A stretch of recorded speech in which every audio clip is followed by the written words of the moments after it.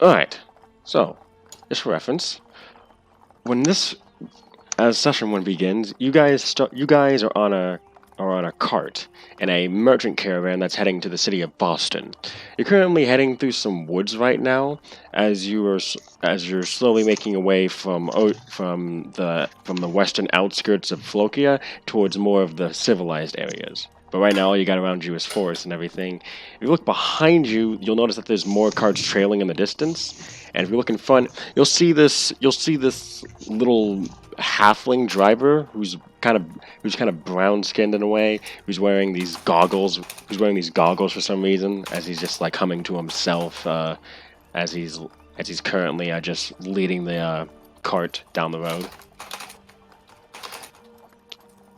And if you look around, and if you look around you, you'll notice that there's multiple people on the cart.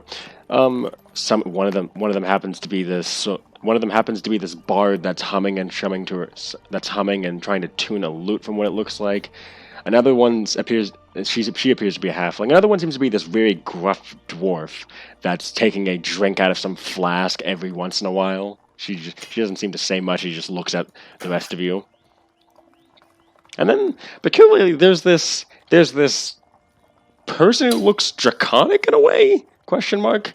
Like they have they have bronze dragon scales, but then you notice that they have humanish features as well, just such as a human face and even purple hair. And she's kind of like looking around, and she looks at you guys and said, "You guys knew Adventures of Onyx too?"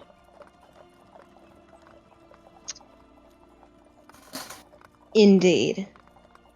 Well, since you've asked, I don't really like giving out details to strangers, but yes. Probably a couple of steps above working for them. Some regards. Some area, maybe. Oh, now you're finally talking, the driver of the cart says. He looks back at you. I was wondering if you were going to just sit there in silence all the time.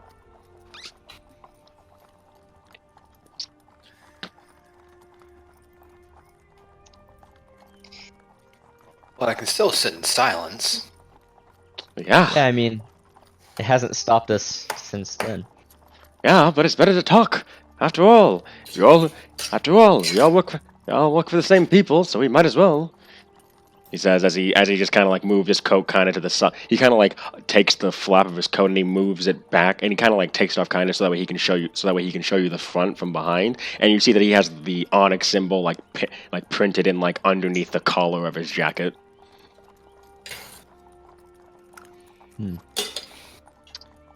I'm assuming we'll see you often then as our driver.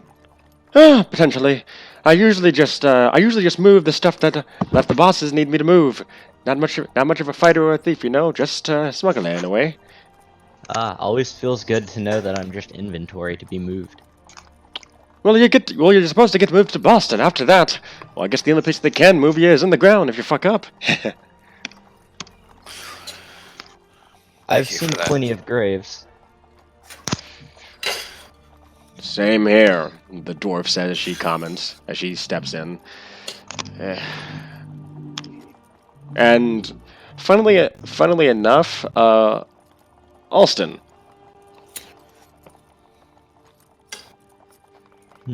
Alston. Yes. Oh, you good? You good? You see Austin, he, as he started talking, he cracked open a can of beans and wieners and started choking on them. Yeah, something went down the wrong way as they hit a bump. Oof. Yeah, the bump just got you really good there. But you seem to notice that she has that her armor is a modified version of the Flokian standard military arms. Military armor. He stops coughing and just slowly swallows his food. Where do you... Which group did you serve in? 51st Stonehead. Got to see the war. Got to see the war up close and personal. got to see the red dragon up close and personal. She says, as she kind of like brushes her hair to her side, showing that she has a bit of a burn mark on the side of her face. As Glitter Gold would say, first-hand experience is the best way to learn. Yeah. Oh, Austin will just simply like move in his seat and look at the cleric. Do you know of the There, story of Glitter Gold? I can tell you more. just to make sure he's a gnome, right? He's a deep gnome. Okay. In fact, would you like to describe how you look, Zephyr? Short. I am about as small as a gnome can be. Mm-hmm. Anything But- else? Well, that's the best description I can give you for a gnome. I have gray hair because that is how my family was and how I am now. Yeah, he has a bit of a beard I am to him, nothing too. like my family. They tried to raise me into other godly beings, and I knew for a fact I wanted to follow the one true Glitter Gold. You notice that he has a bit of a white beard and a brown cap on top of his head, too. I believe he's wearing leather armor right now, in fact. Yep, Yep, same as some of the other guys on the leather armor. same as some of the other guys on the cart. He's got the standard deep gnome look to him, Alston.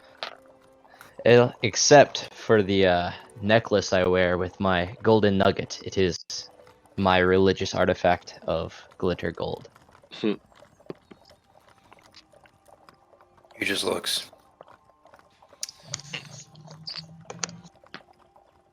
I'll make sure to bring you a shovel next time. That we want to start talking about clear gold. The dwarf, you notice the halfling kind of just starts laughing at that. She actually has to stop tuning her lute. She's just trying to stop laughing. She's like,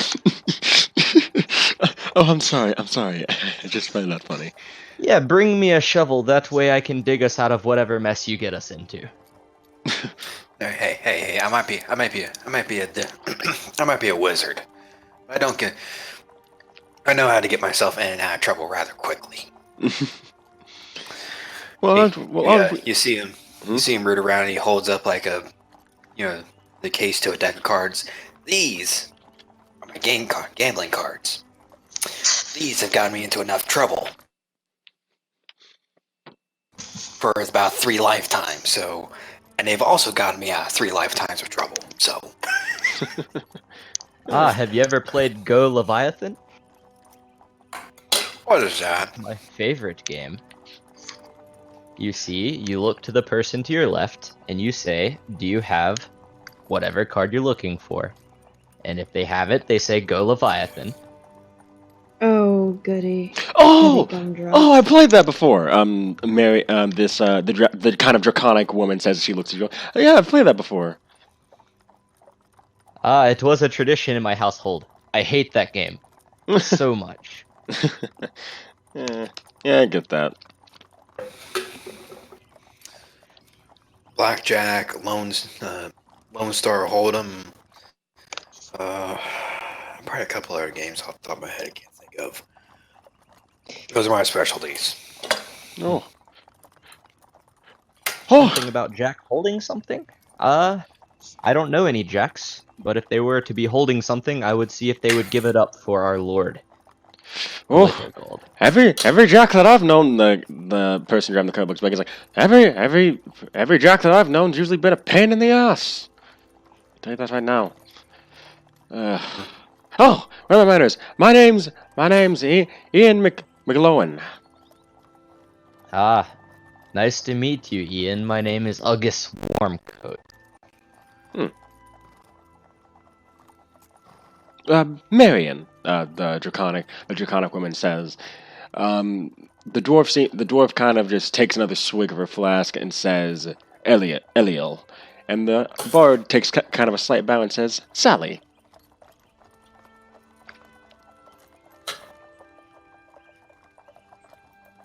And the rest of you? Odette was kind of like looking out the window. So she just looks. She like flicks her eyes to them, and she says, "My name is Odette Davina."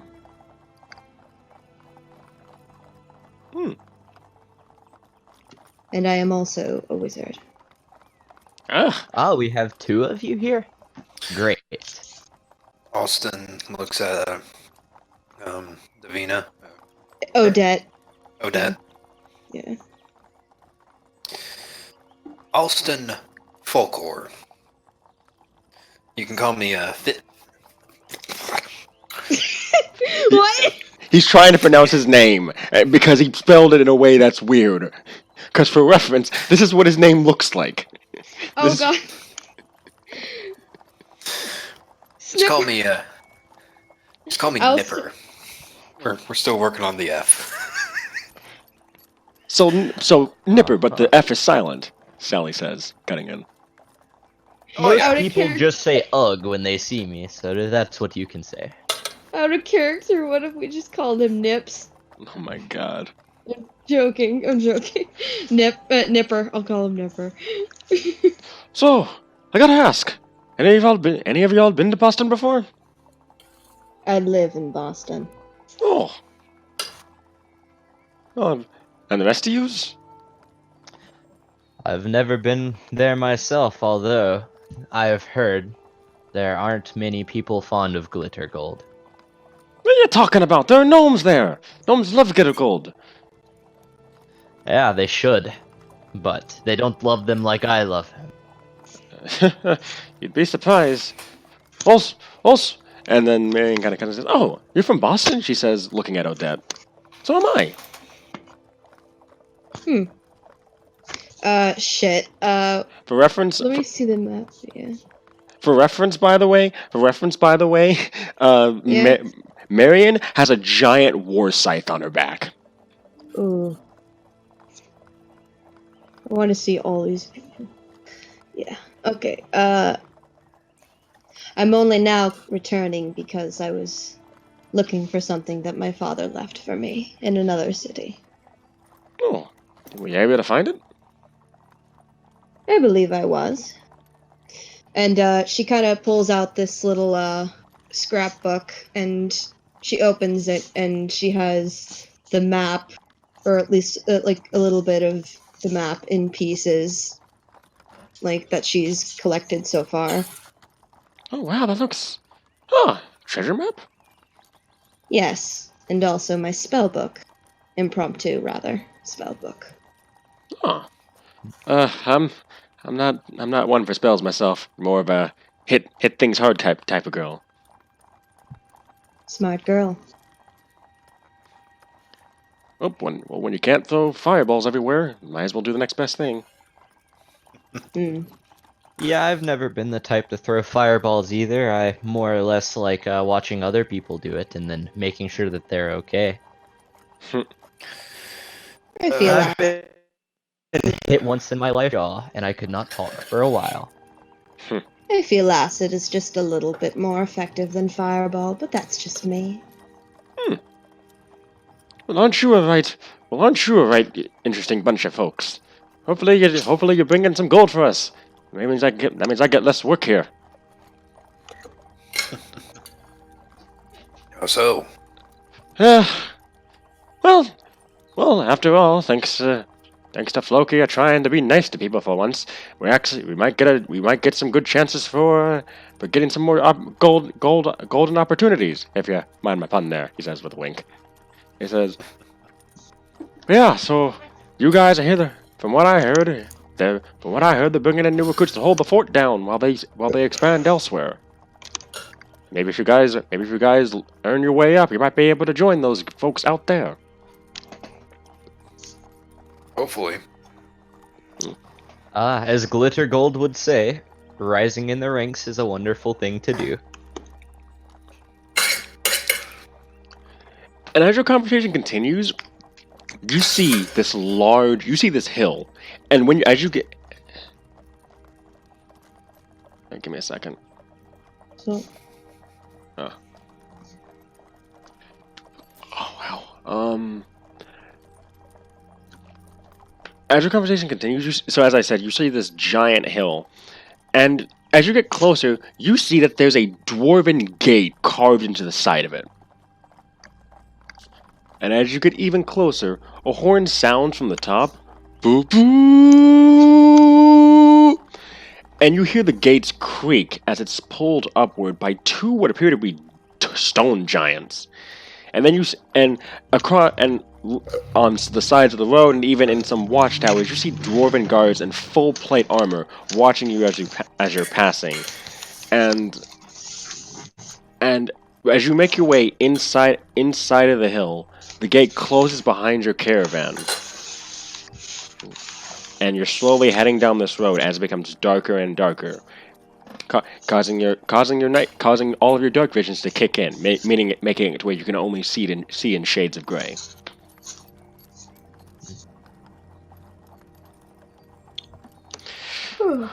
Oh, Marion kind of looks around, like, because from what it looks like, she doesn't have the ability of dark vision. As she's looking around, she kind of can't see anything. Alston snaps his fingers and uses dancing lights around the carriage. Ah. And with that, there is now a light, and you can all see in color now. Can I roll a history check to determine what is going on around us? Like, the place? Sure. Okay. Now, how do I roll? Exclamation point, roll. It's pinned at the top, if you look in the rolling channel. But which one should I be rolling? 1d20 plus your history modifier.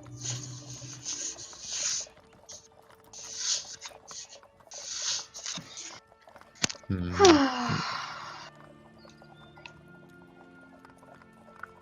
You gotta space. put a space. Well, Yeah. Yes. 1d20. And then you add a plus after d20. For whatever your modifier is. Yeah, plus like 3, 4, Oh. 5. Yeah. Okay. Like, what is your history modifier? One moment. I have it as a proficiency. Yeah, so it should have it to. So the number should have it to where the number should be. Because your intelligence is a 16, isn't it? Yes. Plus 5. Okay. Well, that helps me then. 20. All right. Unnatural 20. All right. From what you understand, Flokia is known for mainly being underground because the dwarves don't really like going above surface that much unless they need to, and as a result, because from what you know, they share the above ground goes to the giants and the Goliaths and the monsters. Meanwhile, the underground goes to the dwarves and the gnomes for the most part, and whoever else they happen to lend to their lands. So you're heading into that. So basically, you're heading into this carved, basically dwarven road in a way that's headed towards the main city. And you can see, and as you guys are walking, you notice that the road, not walking. As you guys are riding, you guys notice that it's sloping downward. In fact, and the light is going out more, and thankfully because of your light, Ian's able to see a lot better. So he kind of like takes off his the goggles that he was wearing. He's like, "Oh, thank you for that. That I have to wear these goggles of dark vision all day." And he kind of like pockets it in his jacket. Ugh. And then as he says that, you do notice that there are golden lights like embedded in the walls as you get further down, and the road starts leveling out.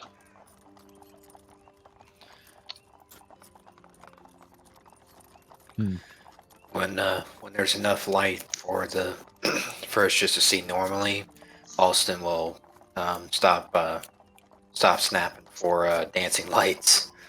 All right. Thank you for that. He says, looking back at you. No problem.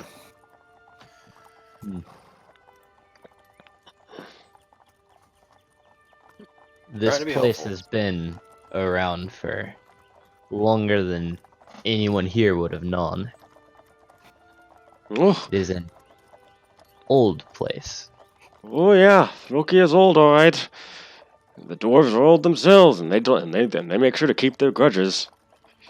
We don't keep grudges. We remember people's past mistakes. You hear Eliel say as she looks at the halfling. He's like, sure, whatever you call it.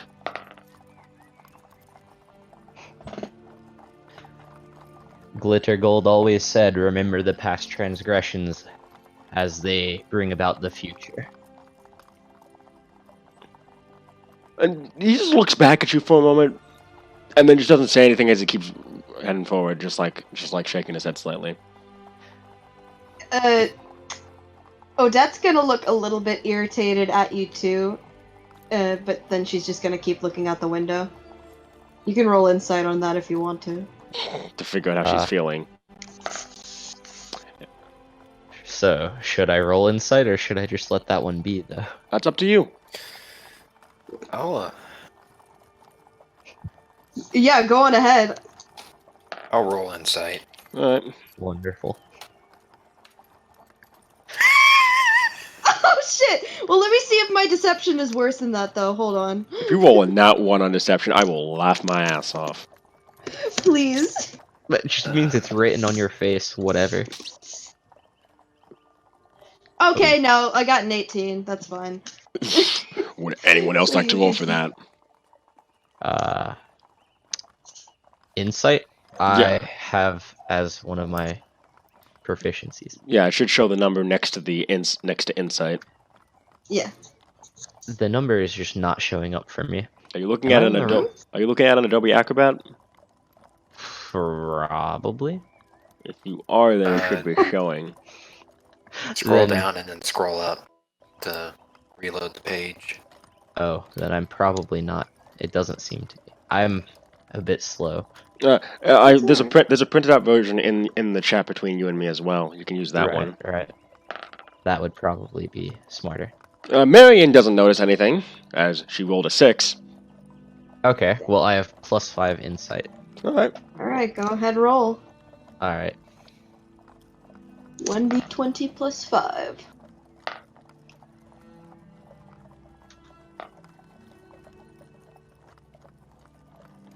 Let's see how this goes. Ah, dang. Couldn't beat it. Well, I'll never know why you were bothered by my quotations now. But with It's that, almost as if I'm just making them up as we go. Mm. It's a good thing I don't know anything about dwarf gods, because maybe, just maybe, Odette would trying to be schooling you a little bit on that's not a dwarf. That's a gnome god. Gnome, dwarf, I forget things. Gnome god. I still haven't played either of those, so yeah. Yeah. In regards to schooling one about religion, Alston's gonna see if any of this jives with what he knows about glitter gold. Roll religion. Oh shit! Alright. Oh shit! Alright, so what happens when... No! Alright, can I still roll my religion score then? No, because it's not a contest. He's trying to see what he remembers. You Oh. believe he is a truly wise cleric who knows all the knowledge. Hey, hold up. I'm joking. Well, Alston, you spent a little too much time gambling and not enough time checking your religious book, so you really can't say. He just shrugs. I I'd say- can probably swindle a priest out of his Bible in a little while. Me, I want to swindle him out of his money for some fucking fake ass tea. I guess we're getting close. He says as the cavern breaks out into this wide open area underneath the hill, and you see this city just built into the mountain and built into the hill and kind of carving out areas for itself. You notice that, and what's funny enough is that you notice that the ground beneath you is still dirt. As you guys are riding up, and on your side, and you see a river on your left side, kind of like flowing towards the middle of this city, cutting it in half in a way. And you see ships sailing down that river. Dang. Out of character. And at the same time that that's happening, that's when you begin to notice that the area that you're heading towards is a little packed, to say the least. But you guys aren't able to notice them much. As suddenly you guys arrive at a gate, and the cart comes to a complete stop as you see this guard post with guards of tall stature, like taller than all of you. And and Ian kind of says, "Oh, here we go."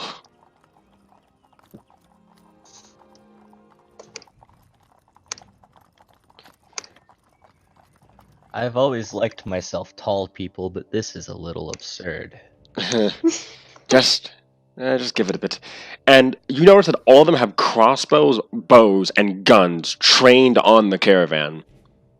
And from the way they seem, and from their stature, you seem to tell that these guys are hobgoblins and bugbears, from what it looks like. Alright, guys, I say it's time we roll to steal the items from them. And Oh my god. But then you see this guy standing on top of the guard post, and he kind of like raises his hand. He gives a simple gesture, and everyone seems to like automatically know when he does it, and they all just put away their weapons and everything, kind of like holstering them. And then he walks down the guard post and starts heading towards your cart in particular.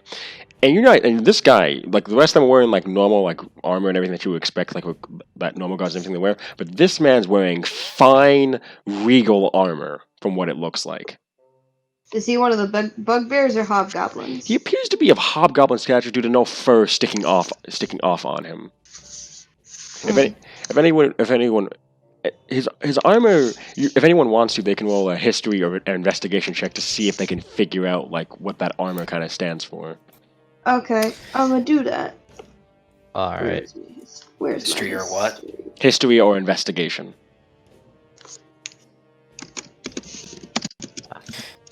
I'll do investigation. All right.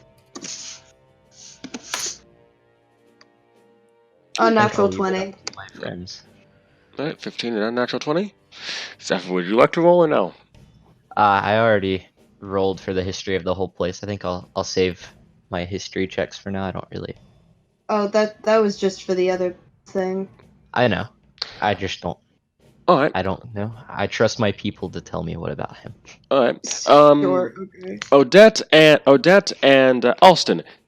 That man is a warlord of a goblinoid legion. For reference, basically goblinoid hosts were these massive military encampments that when they started up and went to war, shit went down. Sure. But this man appears to be to lead a goblinoid host, but they seem to be guards for Boston, from what you can tell. And you notice that this man, he speaks to the guards in Goblin, and they start moving around, and that's when they start that's when they kind of start encircling the wagon in the way, and the man walks up to you, breaking out of the crowd. And sort of like head towards the back, and he looks amongst all of you and asks, "Onyx," in a questioning tone. And she just kind of nod. Well, I'd say, of course. Where else would I be going? He looks at the rest of the group. The draconic woman kind of like nods, and he looks at Alston. Soon I'm not gonna get ganked right out in the front gate here, sure. All right, good. And then you notice that there's this what appears to be an orc, but way bigger behind him, in a similar set of armor, but not as regal. She's taller than this. It appears to be a woman orc, or orc, quote unquote. But she's like taller than this hobgoblin, but she's kind of slouched as her arms are crossed against her chest in a way.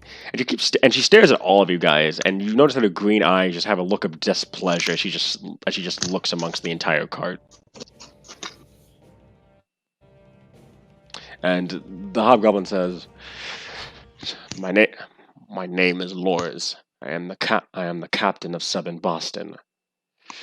Onyx and the Southern Guards have an arrangement, and it'd be best for you to learn that quickly," he says as he looks amongst all of you. What's the we should never do in our lives, or what's the stuff we should never do then? no bodies, at least none that we can find, he says. You keep it clean, keep it peaceful. Any chaos, and you'll answer to me. Of course we wouldn't be here to cause any chaos. I am a cleric. I leave no bodies because no one must die. If it comes to that, I can assure you I work very clean. Yeah, same here. Yeah, Marion says. And then Well, hmm? I can always disguise it as a backroom, as a barroom brawl gone south. Noted. But the North is free reign. After all, the North is free reign. Doesn't matter to me what you do there. But my advice: watch out for Igneal. She's a rather hard case. Let's go with that. And Odette, you've heard of Igneal. She's the captain of the guard of the Northern Boston. She's a very honor-bound dwarf. She does not take criminals kindly. And you see Marion kind of shiver. That's like, yeah, I can attest it. I can say that for sure. Have I met her personally before out of character? You have not met her personally. You have heard stories about what she's done to criminals that she catches in Northern Boston. Okay. Usually, black hands thieves, cuts off the heads of murderers, castrates rapists and the like. Nice. I like the sounds of this person. Yeah. Basically, not someone you want to get on the bad side of. Well, which side is the bad side? That's the question. Question of the day. And then he says, you keep your part up. I'll keep mine up. No trouble from the guards for the most part. That goes for you too, Ian. Yeah, whatever you say, Lors. And the orc kind of just like goes ugh as she hears this conversation, kind of like rolling her eyes. Are we done here yet, Lors? Yes, we're done here. You can continue. Open the gate! And the gate breaks open, bringing you into the city of Boston, where you're on the outskirts. And when you see the outskirts, let's just say it's not exactly what you expect from a dwarven city. How so?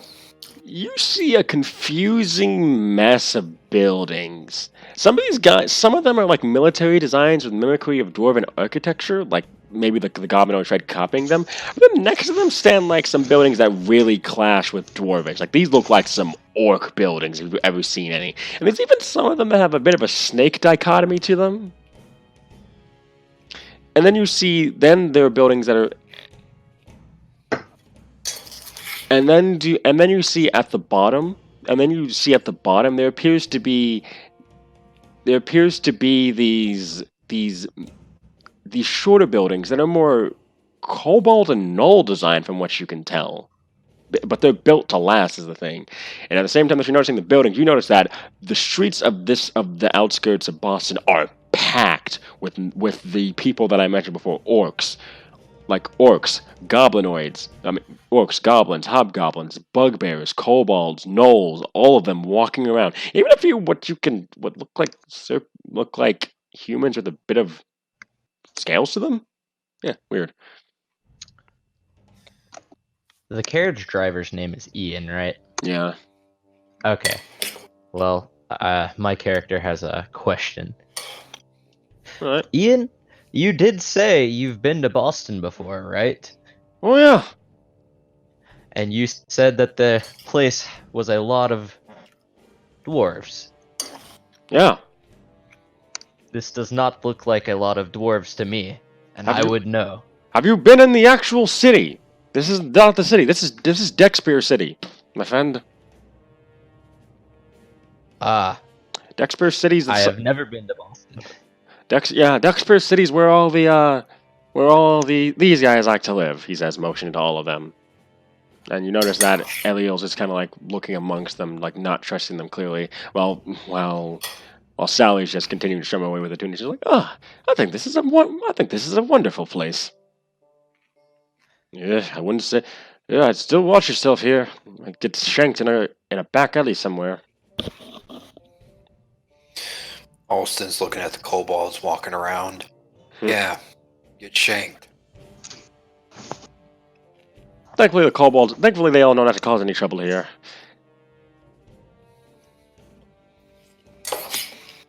And then, as you guys keep walking, you notice that in the middle of the district is a military tower. But this one's different, because it's carved with magical runes.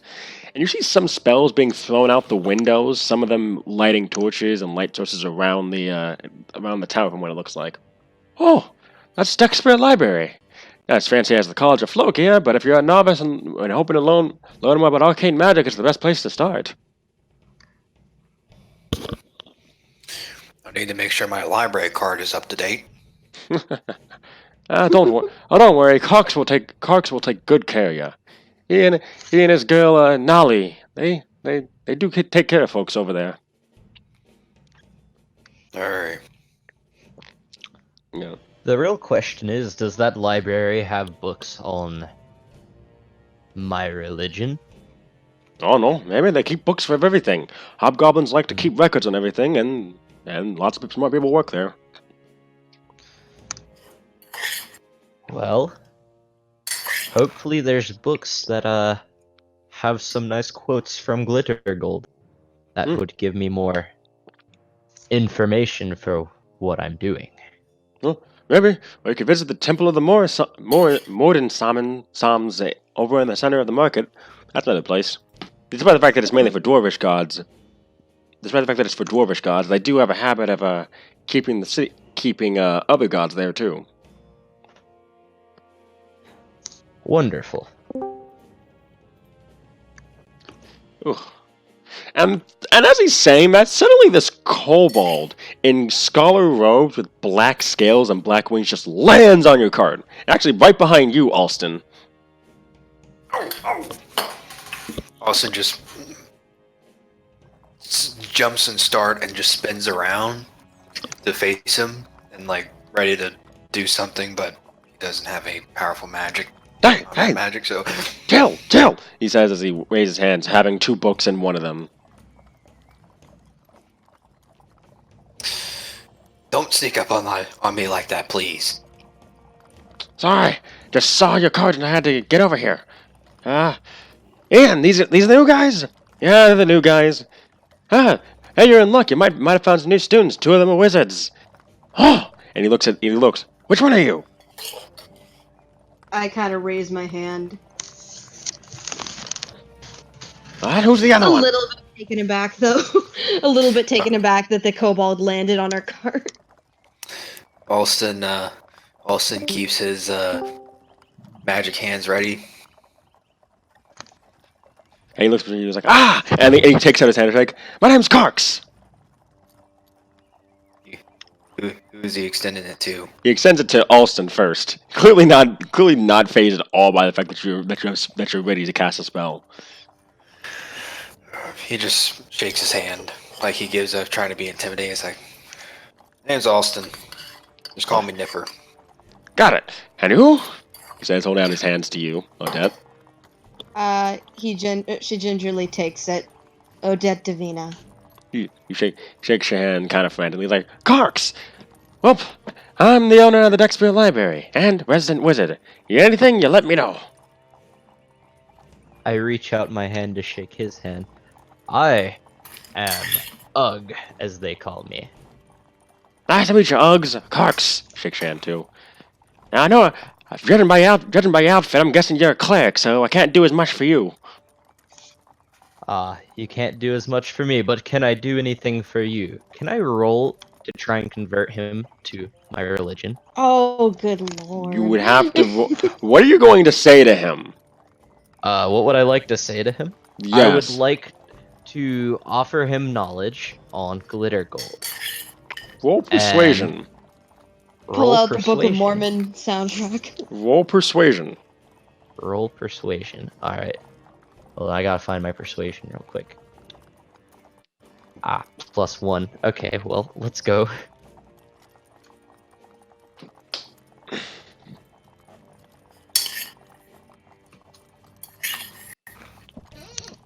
15. Alright, give me a second here. I gotta find... Ah, there you are. I gotta pull out his stats. Please don't convert. Well, if it makes you feel any better, my original idea was the second the game starts, just trying to convert everyone on the cart before we got there, but I didn't want to interrupt. I it, was so- gonna con people on the cart, but then I was just like, nah. What, you didn't want to? Yeah. I mean, it probably wasn't the smartest thing. I don't even know what converting people to my religion does beyond allowing me to demand their respect since I'm a cleric. That doesn't exactly command your respect, because you're still a low-level cleric, so you don't mean much in hierarchy. Mm-hmm. That's understandable, but Well, that's it doesn't mean that I can't try. Well, that's a 25. Yep, he just looks at you and says, after what your god did to mine? No. Oh shit. Ah, my I've- god, I haven't- never done anything wrong. I've never forgotten that trip Garl pulled over on us. You mean the one where he turned the goats into butter? No! The fuck? He looks at you he looks at you and he's like, do you even know what you're saying? Perhaps. It depends Also- on the time of day. As Glitter Gold once said, 2 pounds of butter is worth a pound of goat. So, Odette just like looks at you again, and like her eye is starting to twitch a little bit, and she just like straightens out her glasses to like straighten herself out, and then she like clears her throat. Well, Cox, if you find any map pieces, could you be sure to let me know? I will. And if any of you need to learn any new spells, well, you know where I am. Well, thank you for the offer. I'll make sure to look into the library then. He As nods. well as I. He nods and says, how did I say? And then he kind of pauses and he sees the mirror and he's like, and he kind of like stares at her for a moment, like he just blinks. And then he's like, and he speaks to her in Draconic. And the two of them have like a bit of a conversation for a moment. And then he leaves. I assume none of you know Draconic, I'm guessing. Yeah, it doesn't say I have any other languages yet. You I should. have a few, but not Draconic. I just have Common and Celestial. Yeah, that's what you start with, so I'm just curious if anyone else knows Draconic in this group. If I had comprehend languages prepared, I could use that, but no, I don't. No. Remember, ritual spells for a wizard don't need to be prepared. True. I'm You know, gonna I mean, probably it's not my grab. spellbook. I'm gonna probably grab Gnomish when I level up or something. It's gonna take a while to learn. Anyway, so yeah, he flies away.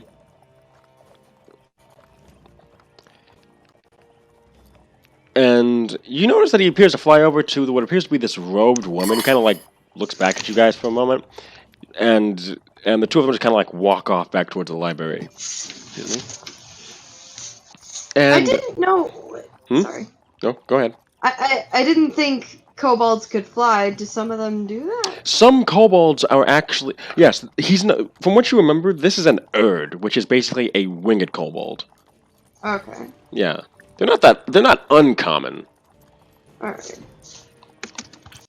All right. You were saying? So yeah, you guys are still chugging along. And he says, "Yeah, that one's a strange fella. I'm just gonna be quite honest."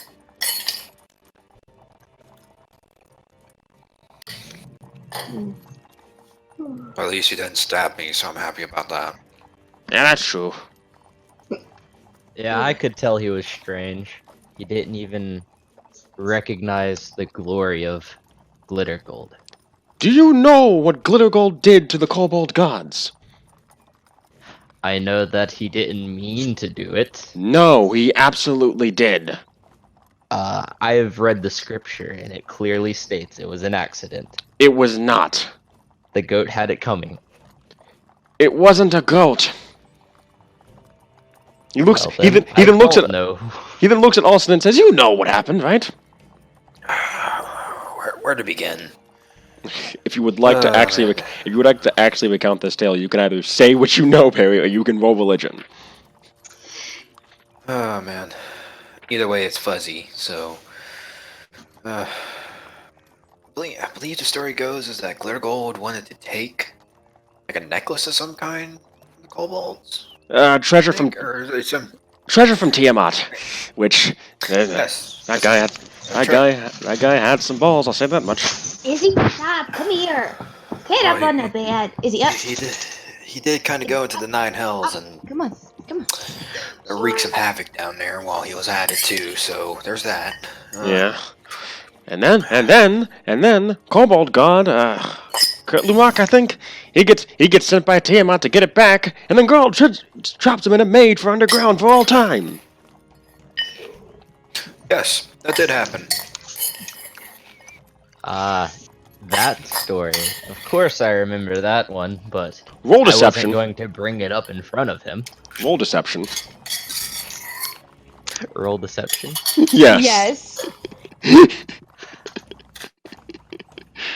Unless he actually believes that Glitter Gold is a good fucking person for some reason. Actually, Glitter Gold is lawful good. Funnily enough, he's a Believe it or not. he's a trickster deity that's lawful good. That's the funny He's part. a great person. How does and that make everyone- sense? I don't know. I'm a roll. 16.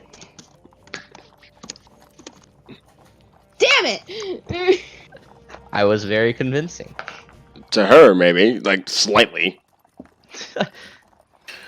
Wait, I'm hoping it was slightly. Yeah. Slightly. I feel like it was more frustration than anything on Odette's part. Yeah.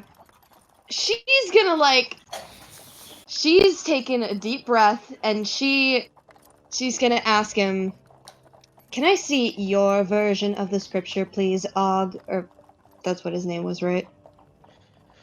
Ugh, close enough. Og. Yeah. Yeah. Alright. Can I see it?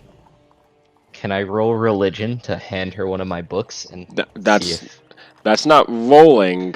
You would actually need to. Okay, I have a question. Is there a book in your inventory right now? I believe so. Hold on. Let me clarify. I have prayer book, yeah. You can hand that to her. Okay. Then I hand her the prayer book to show my version of events. Okay, I'm gonna roll and see if the stupid butter story he came up with is in there. Alright. Investigate. Alright, roll investigation. Well, 14. Okay, what am I supposed to roll? Well, it's not. Well, you can't really roll anything unless because it's a book that technically you don't have much stuff on. It's like if you were if you had written the book yourself and had done something with it, I would have said roll deception. Well, give me a second here. Or really, any of the stories he was bringing up that was the wrong ones, especially the goat. You see the events are different are kind of different, but then you notice that there are notes in the margin that appear to be scribbled in. And I ask him, "Is this your handwriting?" Of course not. I got that signed by my favorite cleric. Would Should your I roll favorite cleric deception for happen to that? be you?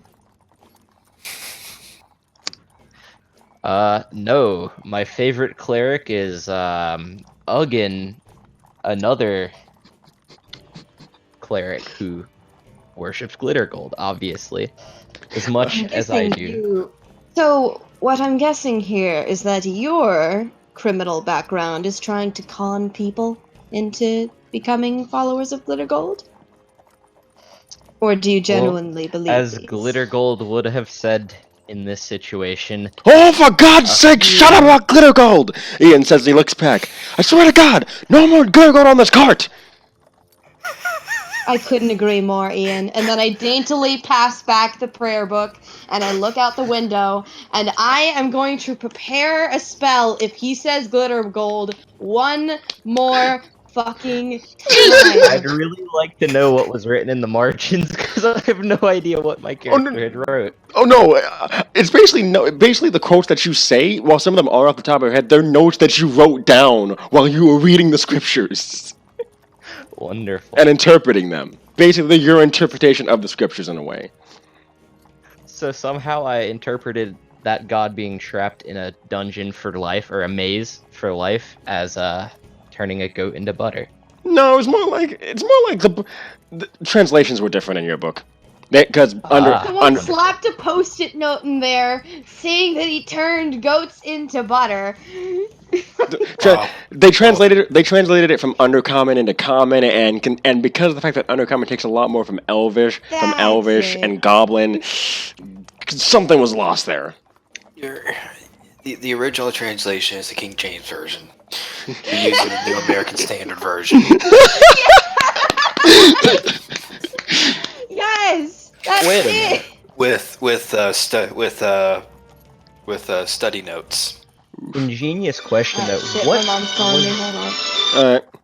What was the book written in? Because I know common, gnomish, undercommon, dwarvish, and halfling, so it could have been any of those. And if It was written. they just couldn't read it when I handed it to them. It was written in common, but it was translated from undercommon, and unfortunately, undercommon and common, despite both having common in the name, do not share that much in common. Pun intended. So for all intents and purposes, you think that this is the actual writing, but when Odette looked at it, she just kind of looked at it like, what? Understood. Then Alston just looks over her shoulder and like, So I have to avoid using my god's name now, but I can come up with new things to say. No, actually, as that said, the cart slows to a stop and it says, "All right, we're here."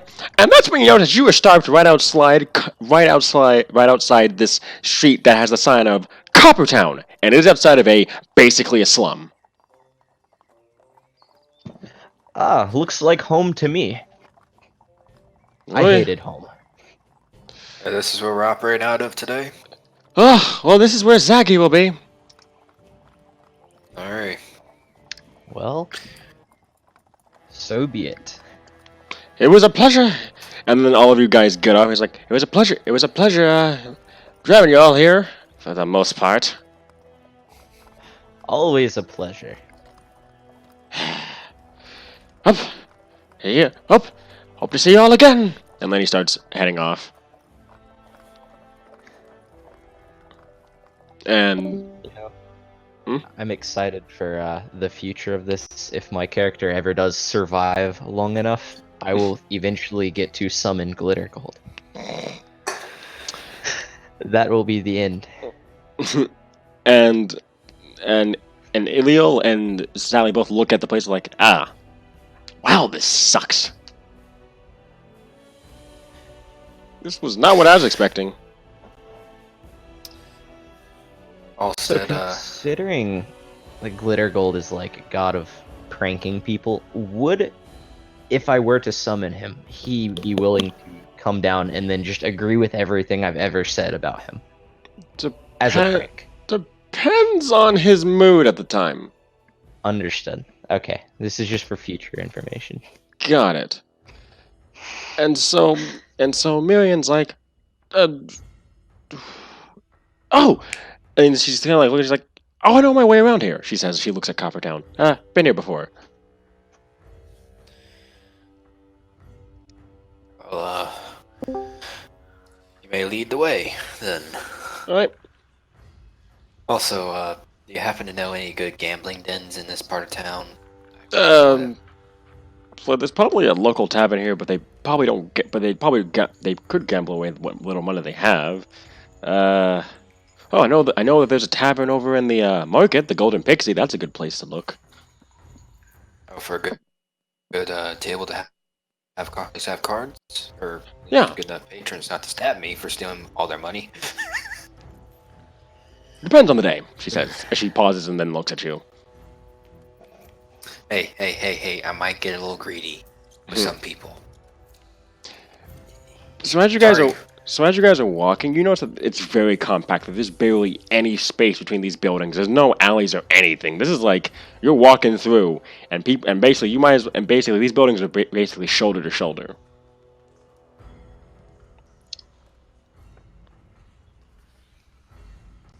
And Sally's just like, well, this sounds like the good place for the start of an epic ballad, if the hero was poor, and dirty, and criminal. She says that she's just tuning Sneaky. Yeah, like that. She says that she tunes her loot more. And eventually you guys are able to find your way to this building that's basically said that you find your way to this building that has the onyx symbol carved onto it. It's like, I think this is the place. It looks like we've made it, guys. Alright. And then she kind of like, Marion knocks on the door. It's like, come in! And then she kind of Alright, I'll open the door. Alright. And You open the door, I'll hold it for everyone else to come in. and Marion enters, of course.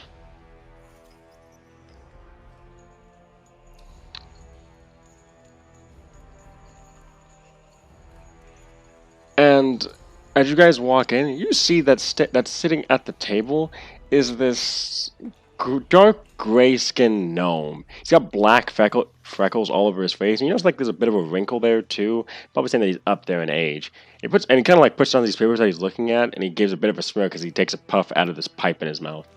And then he pushes, and then you notice that he's getting away from his desk. He gets down, and he starts walking over to you guys. And this guy's like 4'1", by the way, in terms of height. So for a gnome, pretty big. Yeah. I mean, relative to me. Yeah. Leon says, "Ah, new recruits. I trust you." Nice to meet you. My name, well, everyone's calling me Ugg now. Yeah. All right. I got you. All right. Who gets one coat? Yes, that is the full name. Yeah. And then he looks at you and says, and then he looks at Alston and he says, Alston Folker. Yes, indeed. Marion? Yeah. And Dadette. Yeah. We're probably just pulling Odette through the streets right now. It's like, come on, stop with the fuzzy eyes. Yeah. And then he kind of says, the name's Zaggy Rubbleduster. I love that name. I think we will get along quite well. I hope so. After all, you Oars have to work for me now. I can always appreciate working for a good gnome. Yep. Well, make sure to respect your command. Ingots are always better than ores.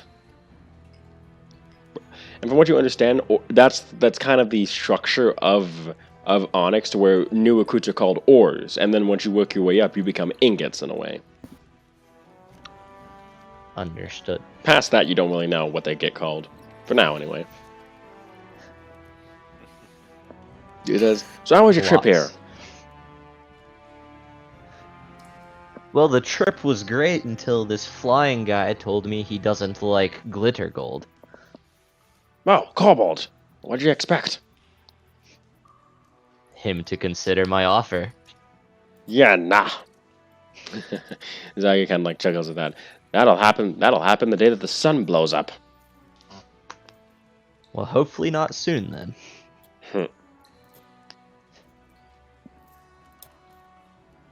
And then he simply says, come in. And then he simply walks you guys over to his desk, and he sits back up, and he says, I'm gonna be frank. Boston is in some good shape right now. I always like good jobs. Yeah. The higher-ups mainly want you guys here to test out some new recruits, and so that way they can hold down the fort. Boston's one of our big money makers, so we like to make sure that it's okay from time to time.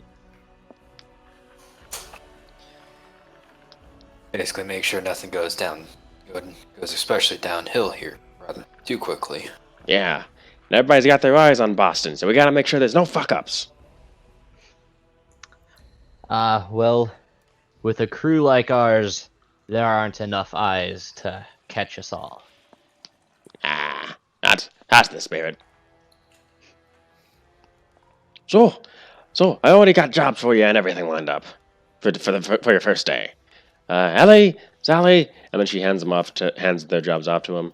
Other guys, and then she hands the jobs off to them, and she looks at you guys and says, you guys, you'll be doing something special for me. What's the special task? Well, recently some of the people who we loaned money to haven't been paying up recently. We got to make sure that keeps going, so that way people understand that they don't get to just stop paying us. Does this need to be handled violently, or should we keep it appropriate? No bodies, no dying, No body. no dying, and because No dying. you kill them, they stop paying us, and then we lose profit. Understood. What about kneecaps, elbows, and knuckles? Just make sure that they can keep working to make us money. As long as they can still do that, not much else matters. All right. Okay. So the main place that I want you to go. Give me a second here. Says he starts looking through his papers. No, I had it somewhere. Just give me a. Here we are. And then he pulls out some papers and says, "Okay, first one. Okay, so we got Pinvor's Exotic Goods. She's a local fence She's a local fence. She's a local fence for us. We give her some sewing goods. She pays us. She either makes it to where they're legal, or she pays us pretty handsomely for them. So, yeah. The Storm. She's a pretty cool person. The Storm Forge, run by Zagnag. We're quite honest. She's a quiet one, but she can get you some good weapons and armor if you need it. All right. The Fifth Element. Alchemist, run by Tasma. Man, I love that woman, but she's forgetful sometimes. She probably just forgot that the payment came around. Fits so good. Vermia. Let me just say this right now. She's great at making clothes. I'm just gonna say that right now. She's a wonderful weaver and seamstress. You wear We can always use a good pair of pants. Wearing one of her articles right now. Oh yeah, and he shows you a shirt. He shows you his shirt, which is actually made out of some pretty good material. Yeah, I like wearing her stuff. It's pretty good fabric. Plus, it really helps down here when it gets pretty hot. Thankfully, it's winter, so I don't gotta worry about that as much. All right. Understood. Do you have any preference as to which one we should start with? Hold up. Two more. And then he says, the Golden Pixie Tavern. You guys can stay the local tavern that we like to rent out as a hideout here and there. That's where you guys can stay if you want. No, I recommend it because it's a pretty good place to earn some money if you need to. I was thinking about scoping that out as my next gaming table. So. I heard about you, Austin. I'm sure you'll make some good money there. Let's see if I can go big. You know the rule. You know the rule. We get 25%. You keep the rest. Yeah, I know. Well, I'll make sure. I'll pay a little bit of extra if it means if I slip up on a payment that you won't, bust my hands open. No, just do it repeatedly, and then we'll have to. Yes, yeah, I know. He gives a bit of a smirk. He says, last one, the Naughty Ghost Trade Post. And then he pauses and looks up at you and says, "Don't ask about the name. I don't know why. It's run by the twin brothers Banner, Bannier, and Baron, from what I remember. Weird ones, those two. Haven't heard much from them lately." How so? I don't know. They just haven't checked in as much. Weird. But if I had to recommend where to start, since we're in Coppertown, I recommend going to Coolum's Hammer first. You guys can pick up some. You guys can pick up some equipment if you got any gold that you're willing to spend. Over there, you're gonna find the Storm Forge, Fifth Element, and Fit So Good in that area. Hmm. We probably should either buy the stuff before we shake them down, or hopefully not rough them up too much to where they can't sell anymore. Yeah, just start off easy at first. If they don't do anything, then you can start roughing them up. Understood. Yeah. And then in the market, we got the Golden Pixie, Pinvor, and the Naughty Gold Trade Post. Ghost Trade Post. I recommend the Golden Pix. I recommend the Gold. Actually, no. I recommend Pinvor first. Good girl. You can start. You can learn a bit about the fencing that we do down here. Just when you guys start bringing in some stolen stuff.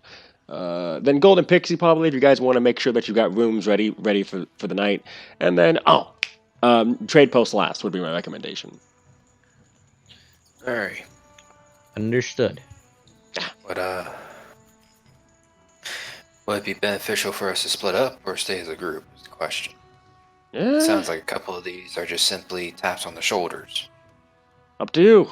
I mean, sometimes groups work well. Other times, some people try to go on their own. Just depends on your preference. I work better in a group, but I can be persuasive. Marion's just like, I'm good with either option.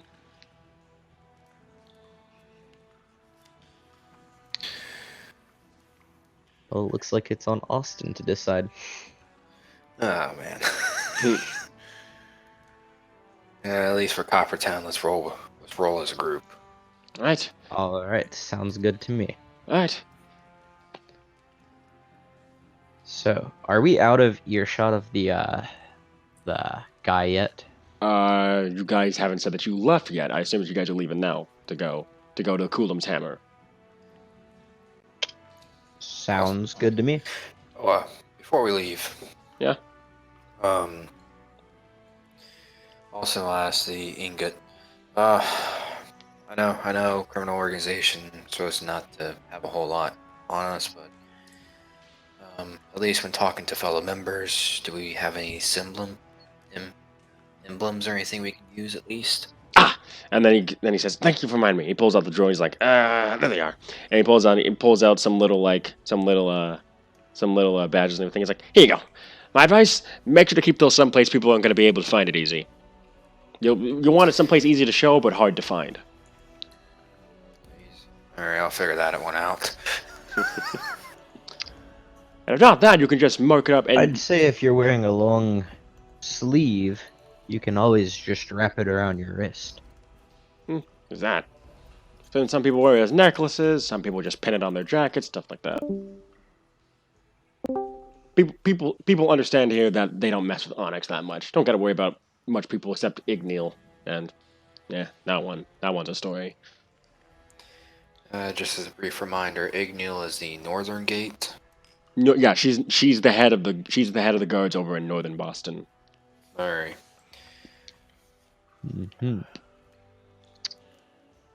All right, so now we've headed out, right? Yep. Or we are heading out. Yeah. All right. So I would like to discuss with my group real quick. What's up? So you guys, I understand that he's only asking us to make sure they pay for the moment, but I say we try and get a little bit of extra stuff for ourselves while we're at it.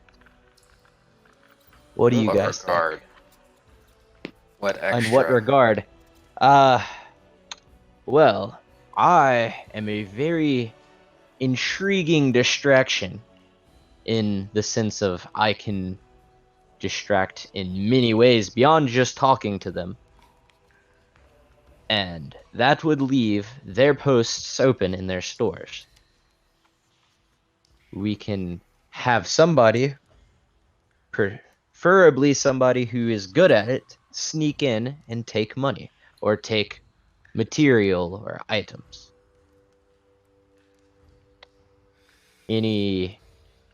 anybody want to do that, or do you guys think we should stick to the plan for now? Eh, I don't want to get clacked over messing with other Onyx members. I mean, I'm good at stealth, but maybe we should just see who we can. Let's just see who we're dealing with first before we choose to steal from them or not. That's a fair condition. Don't know if you guys have noticed, but I keep randomly disconnecting. I noticed. That's weird. Yeah, but it's not like the thing is disconnecting. I just can't hear anything, so I leave and then rejoin, and I can hear stuff again. So Ah, got it. yeah, it's just probably my internet. Oh, I get it. So, Coolum's hammer? Coolum Sammer.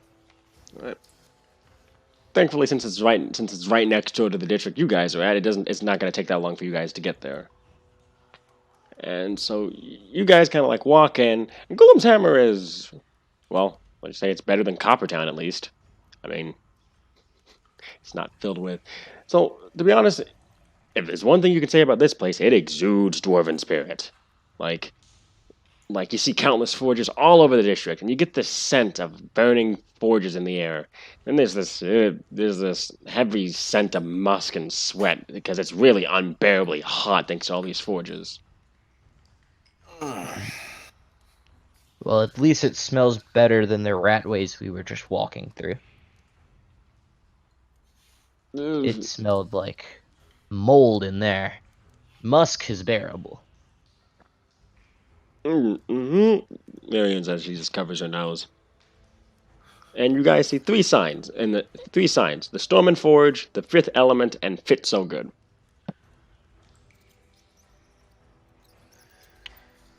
Forge first, I assume?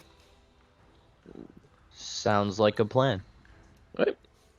You guys walk into the forge, and you're immediately greeted to the sound of smithing.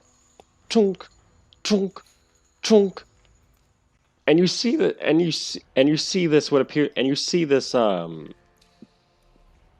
hobgoblin working away at a piece of metal. Chunk, chunk, chunk. Looks to be female, and she's not paying you guys and she's kind of not paying you guys any mind before she just kind of like drops it in the trough, and then looks at you guys and just kind of says, "Customers." She says that she's messing with her gloves. Back, what I miss? You guys are going to collect some loans for Zaggy.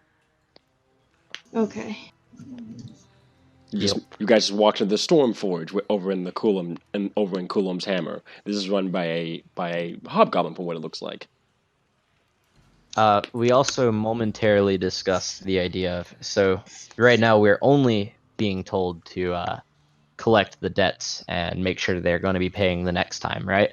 Mm-hmm. Mhm. But I brought up the idea of seeing if we can get more from that than what we need. Oh, In the sense of taking without them knowing, preferably. And then she asks again. Customers? Alston opens up his coat a little bit and reveals his Onyx symbol. Sorry. I would love to be a customer right now, but Uh, I think right now you're the customer. And then she just kind of sighs. She walks over to what she kind of like walks over to an area. She kind of like roots underneath a cupboard. You can't really see what she's doing because it's behind the bar basically. And she takes out like this pile of gold, like this pouch of gold, and she tosses at Alston. Can I roll a perception check to see if there was anything else back there while she was opening it? Well, the bar, it's basically you guys are on the other side of the bar, she's on her side. From what you can Alright. automatically tell, you notice that there's weapons and armor behind her. Understood. Is there any chance I could see in the reflection of those to see what else is under there? Roll me perception.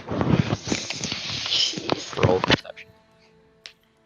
while this is going on, you see Alston just I'm prepared for the massive gold sack gets planted into the floor. You count about 50 gold in there. Okay. Thank you.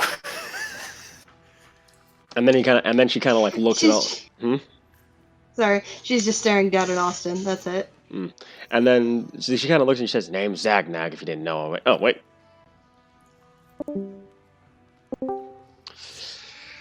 Can you spiel it? From what you can tell, there appears to be a what's the word I'm looking for? A safe down there that she closes behind her. You know that there appears to be this bit of a glow to the chest as she closes it. And you,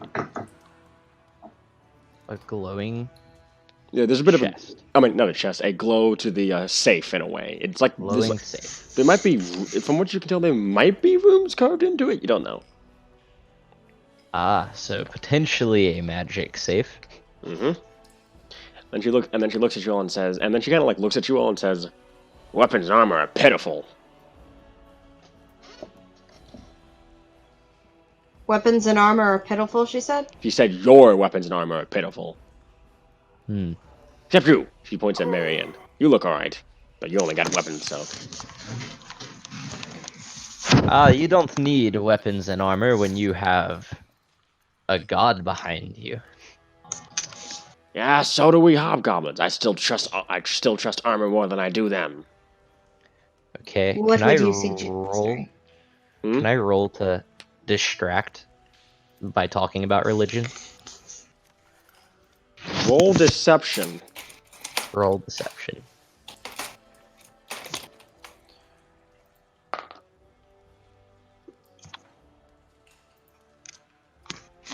Hmm.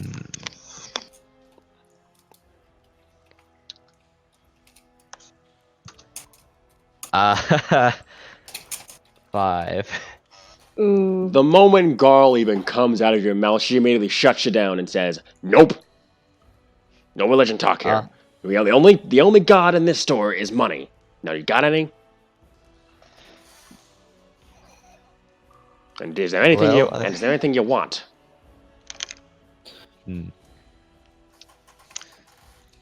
I think I'll be alright with what I've got. Anything? It may be pitiful, but it is my pitiful gear.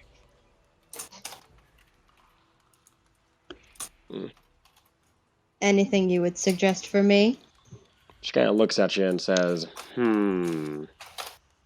What weapon do you have on you currently?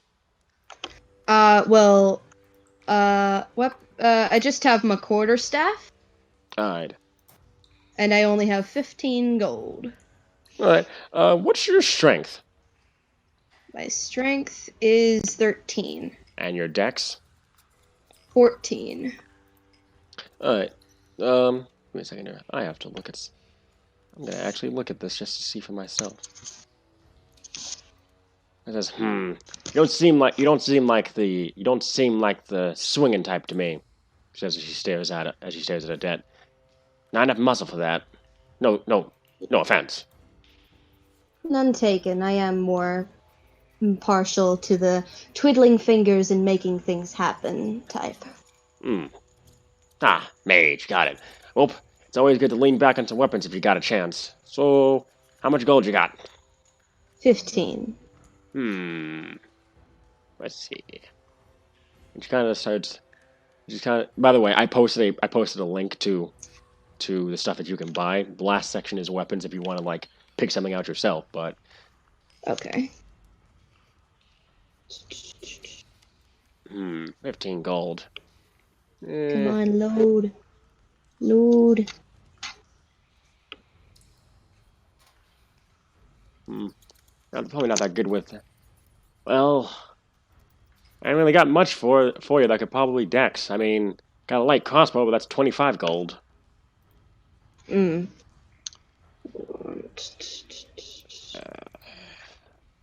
Yeah. Have you willing to? What is a punch dagger? It is a specific. What's the difference between a punch dagger and a regular dagger? I think it's a special weapon. Let me see for a second. That is very strange. Yep, here we go. You have advantage on sleight of hand checks made with this weapon. Oh. Well, honey, if you're hoping to try and steal some of that off people, then punch dagger might be right for you. Interesting. Alright. I'll take one then. Then I supply 2 gold pieces on the counter. All right, she takes it and she'll hand you the two. She'll hand you the punch dagger. She'll like anything else. She looks at the gnome. You got anything you want? Hmm. Alston, Alston or Ugg. She was referring. She knows that Ugg doesn't want anything currently. She's mainly looking at Alston right now. Uh, I need to. First off, I need to get some card games going and get some cash flow before I can even think about trying to buy anything. All right. Well, no, I'm here. All right. And if you, hey, by the way, you do any favors for me, you might get a discount or something like that, depending on how you do. All right. Ah, Ironically, speaking of Mom's a here, discount and now, I'll you're talking. be right Do you have back. any favors immediately present? Mm, that's about it. I mean, the other thing is like, there's been some weird stuff. There's been weird stuff going on around town. Some people hanging out in back alleys and stuff like that. You can find out some. So one of them was trying to get into one of my boxes. One of the boxes that I get for shipment recently. You can find out who's doing that and take him out. Like, I might be able to give you guys maybe 10% off. Well, if we stumble across it, we'll let you know. All right. I'm probably not the only one who's dealing with them, so you might want to check around with other people too. I'll have to make sure to ask around. Mm-hmm. Good plan. Especially when you're at the tavern. Mm-hmm. That's always a good place to be looking. Yeah. And then she goes back to and then she walks over to her smithing station and just goes back to smithing.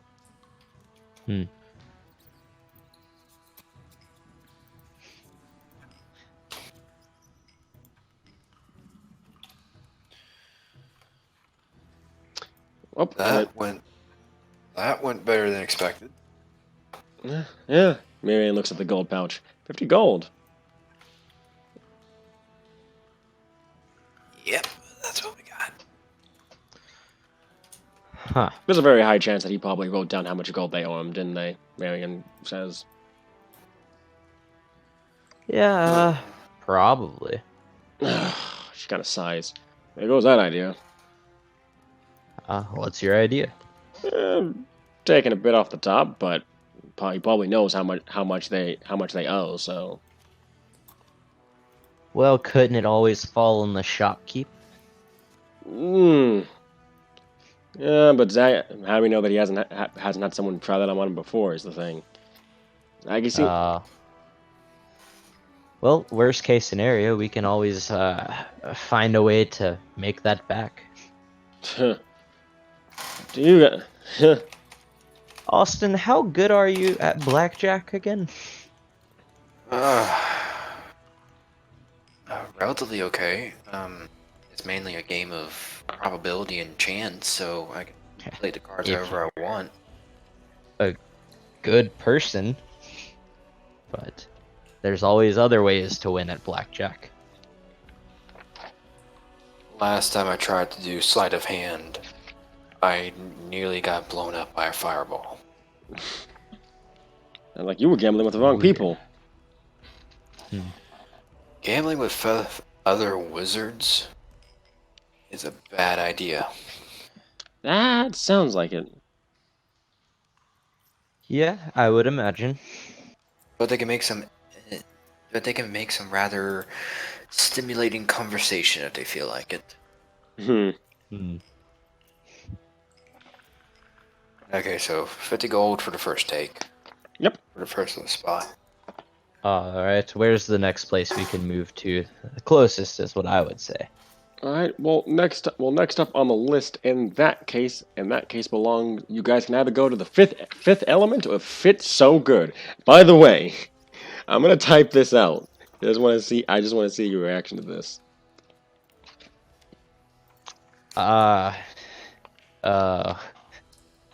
That's the name of Fit So Good. Hmm. Uh, It would be a shame if a wizard were to change that name one day. I wouldn't mind seeing the seamstress. I kind of feel like I might need to update my clothing at one point. Understandable. I always like getting new underwear. Let's get going then, Ian says. But she kind of like just takes the lead. Alright, then I'll follow. Alston will follow. He ends up carrying the first bag of 50 gold. Got it.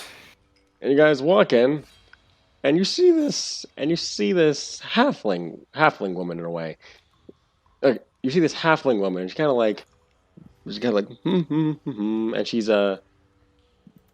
she's kind of like working on. She's kind of working on an outfit point. It seems like sewing it by hand. She hears the bell ring as you guys walk in. She's like, "Oh, welcome to Fit So Good.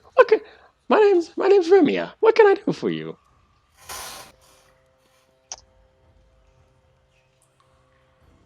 Hmm.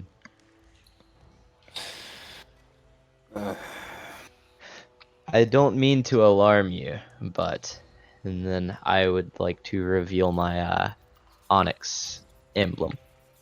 Oh, it's that time already. All right, give me a moment. Kind of like pats herself down. She's like, where did I? Ah, and she kind of like walks around. She walks back into her storeroom, and then she kind of like, there you are. And she comes back out, and she's there's this. She sets down this sack of 100 gold. Oh, wow. Did you miss a payment by chance? Yes. Yeah, been busy recently. Having to deal with more headaches that I've been meaning to handle. Well, I don't know if you had known, but the policy has been changed. There's a 5% interest rate on missed payments now. Roll deception. Roll deception. Meanwhile, in the corner, Alston will slowly tilt his head down in a very quiet facepalm. Well, we need more money, so it's the ultimate way to get it. True. What'd you It's roll? 3. No, that doesn't sound like Zaggy to me. She says as she kind of like rubs her chin. Oh, I'm mistaken. My bad. I was thinking of something else. Ah, and she kind of like looks you guys over. He's like, oh, wow, oh, you guys need, those clothes. What are you wearing?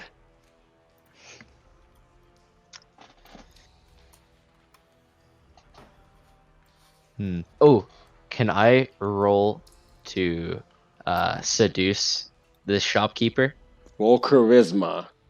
All right, roll charisma, because I would like to say a pickup line along the lines of, well, I know what I'm wearing right now, but if you'd like, I can take them off for you later. What did I just walk into? ultimate pickup line. Ugas tried to deceive the seamstress of Fit So Good into thinking that there's a 5% interest on the payment after she gave you 100 gold. He failed at that, and now he's trying to seduce her. Oh my So you god. said charisma, right? Yeah, just charisma. You know proficiency. 18.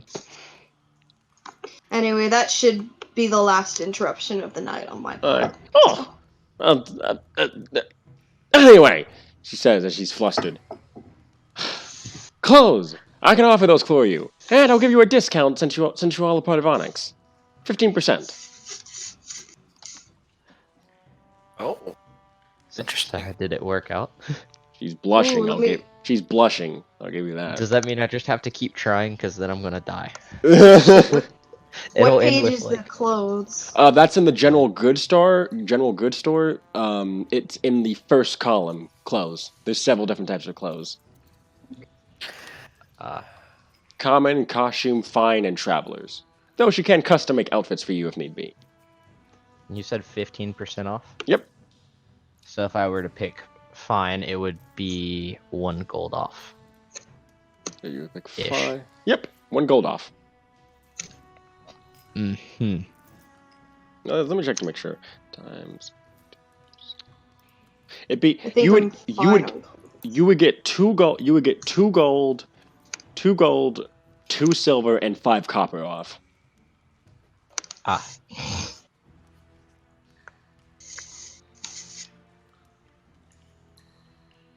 Yeah.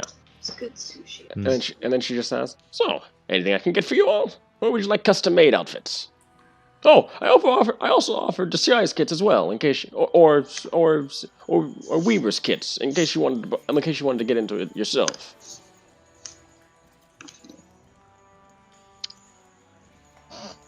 Hmm. I Hmm. will make note of your prices. Ah, understood. May I ask, what do fine clothes give me over common clothes? It's mainly for aesthetic, like what you're wearing, but it can also fine clothes could possibly make you look better in the eyes of higher up folk. Like look at you like, oh, clothes are better. Ah. Basically, So I have 15 gold pieces. yep. Can I buy fine clothes? Yes, you would. Yes, it would cost you. Give me a second here. Almost all of my money. Yeah, it would. It would cost you 13. It would. Ooh, wait. Yeah, it would cost you. Give me a second, because. So that. Okay, so 15 minus 2.25. That would cost you 12 gold, 7 silver, and 5 copper. Uh-huh. Right, well, if I just give 15 gold, do I just get the change back type of thing? Yes. Okay. And Because I want fine clothes. all right. All right. And if I'm doing that, can I sell back my common clothes? You could potentially, yeah. Okay. All right. So you're gonna get 2 gold. So since you lost your 15, you're down to 2 gold, 3 silver, and 5 copper. Understood. Okay, give me a second. I need to write that down somehow. Wait, no, hold up. 2. All right, I got it. Don't worry. What do you mean? What do you mean? Don't worry. No, I mean I'm writing it down in chat because I'm Okay. thinking about how the math is going. I'm like, wait, no, it'd be this. Okay. How much is a weaver's kit? It's in the second column, but from what I understand, it should be. Oh no, first column. From what I understand, Weaver's kit is 1 gold. Huh. Yep. Mm-hmm. You'd have to learn to be proficient in them, but you'd have a chance of being able to make your own clothes and everything. Yeah, and then with the discount, is it the same or? With the discount, that's give me a second, because because 15% of that is basically. All right.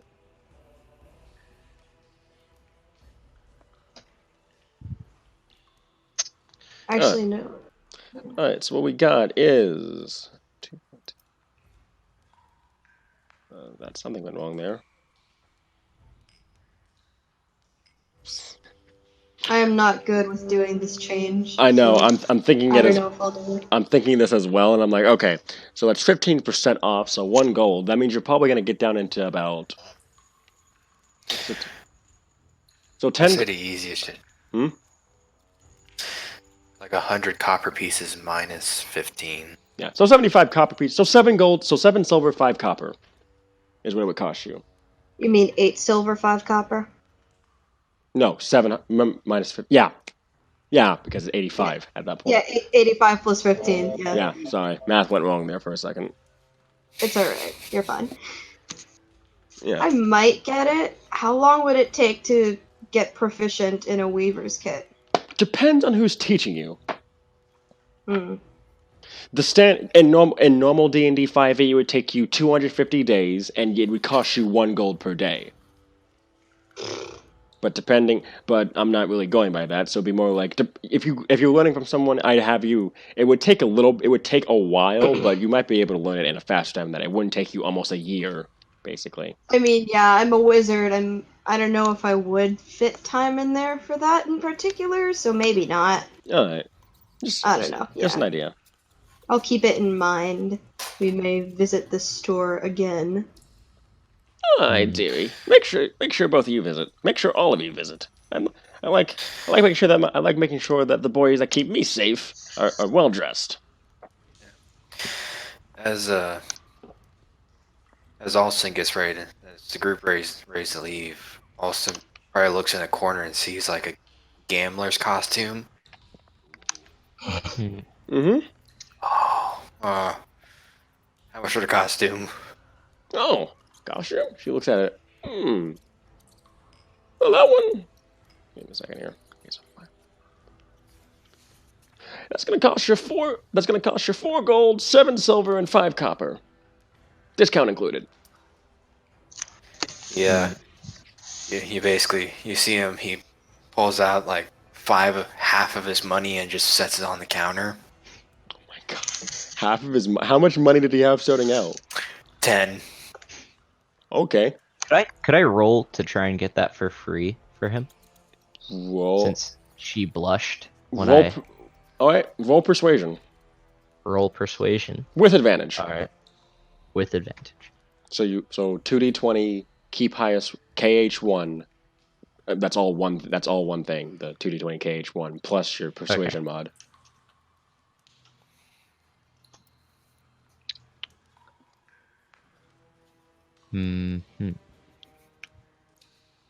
I'm just a bit blind. Sorry. Yeah, that's cool. 20 is my highest. Nat or unnatural. Unnatural. I got a 19 natural. All right. Go ahead and say how you're gonna say it. Oh, is there any chance you could help my buddy out and maybe I'll see you later tonight? You know what? You can have the outfit for free. As long more money, the more money you can get, the more that you can spend here. Wonderful. Wait, why'd he get it for free? Because he persuaded her to give it for free. Aw. I'm a good friend, obviously. Now I'm just trying to get Alston on my good side now. Oh shit, okay. As he hears that the costume is for free, Alston will hug Ugg. Ah. Aw. Give So him a hug. And, Austin's cute! Yay! Sweet guy. All right. Now go get the rest of your money and go make some money. And we'll see you later. And Loads then of we money. leave. All right. Well, that went well, Marion says. I got a nice outfit, and I got my friend here a nice outfit, so I'd say it went really well. Yeah. If only she had believed that there was an interest. That one was a bit of a hard sell. Yeah, it was. Who's like the closest to me in the line right now? Like In terms of what exactly? just like whisper distance or whatever. I think Marion would be right next to you while Alston and Ugas are leading the way, since they are the shortest in the front, tallest in the back. Okay, I'm just gonna whisper to her like, it's a miracle he hasn't mentioned you-know-who in 10 minutes. Don't bring it up. I know. Were you here when I mentioned it last time? No, I was away. Oh no! but it's been, like, 10 Zag, minutes. he was trying to distract Zagny by mentioning Garl Glittergold and talking about religion. But as soon as he was Before I about to even get out Garl, she just stopped him right there and said, "The only god here is money. Now, what do you want?" Yeah, but if she hadn't stopped him, he would have just kept on. That's the point of the distraction. Oh my I have gosh. plenty I can say. Yeah, but you just love glitter golds, so you would have just... Because you love glitter gold. I love glitter gold. He's got gold in the name. Mhm. And glitter. Alright, so, Where to next? alright, the last place that's nearby is the 5th element. Alchemist's place? Yep. I'm gonna drink something off the shelf. Oh, god dang it. Have fun with that. I'm telling you right now, it's gonna happen. And as soon as you guys walk in, you are immediately met by an explosion out of alchemy station. Well, That didn't end well. And she kind of like, just like you see this hill dwarf kind of like move up her goggles as her face is smudged with black stuff. It's kind of like rubbing like, ugh. Note to self, Tasma. Don't mix those two ingredients together. Out of instinct, you see Alston on the ground, covering his head. Aww. You all right there, Alston? I help him to his feet. He looks around. Okay, the red dragon is not anywhere near here, is he? By chance? The red dragon? Marion asks, kind of confused. Sorry, old war memory came back all of a sudden. Oh, Please avoid explosions. I get it. Ooh, is the alchemist hurt by chance? Nope, she's completely fine. She's like, I was going to use my heal, but good to know. yeah. She kind of like opens her face and she looks over here. She's customers. What can I do for you?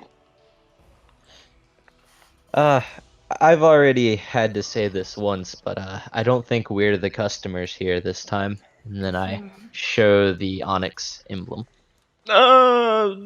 She looks confused. She's like,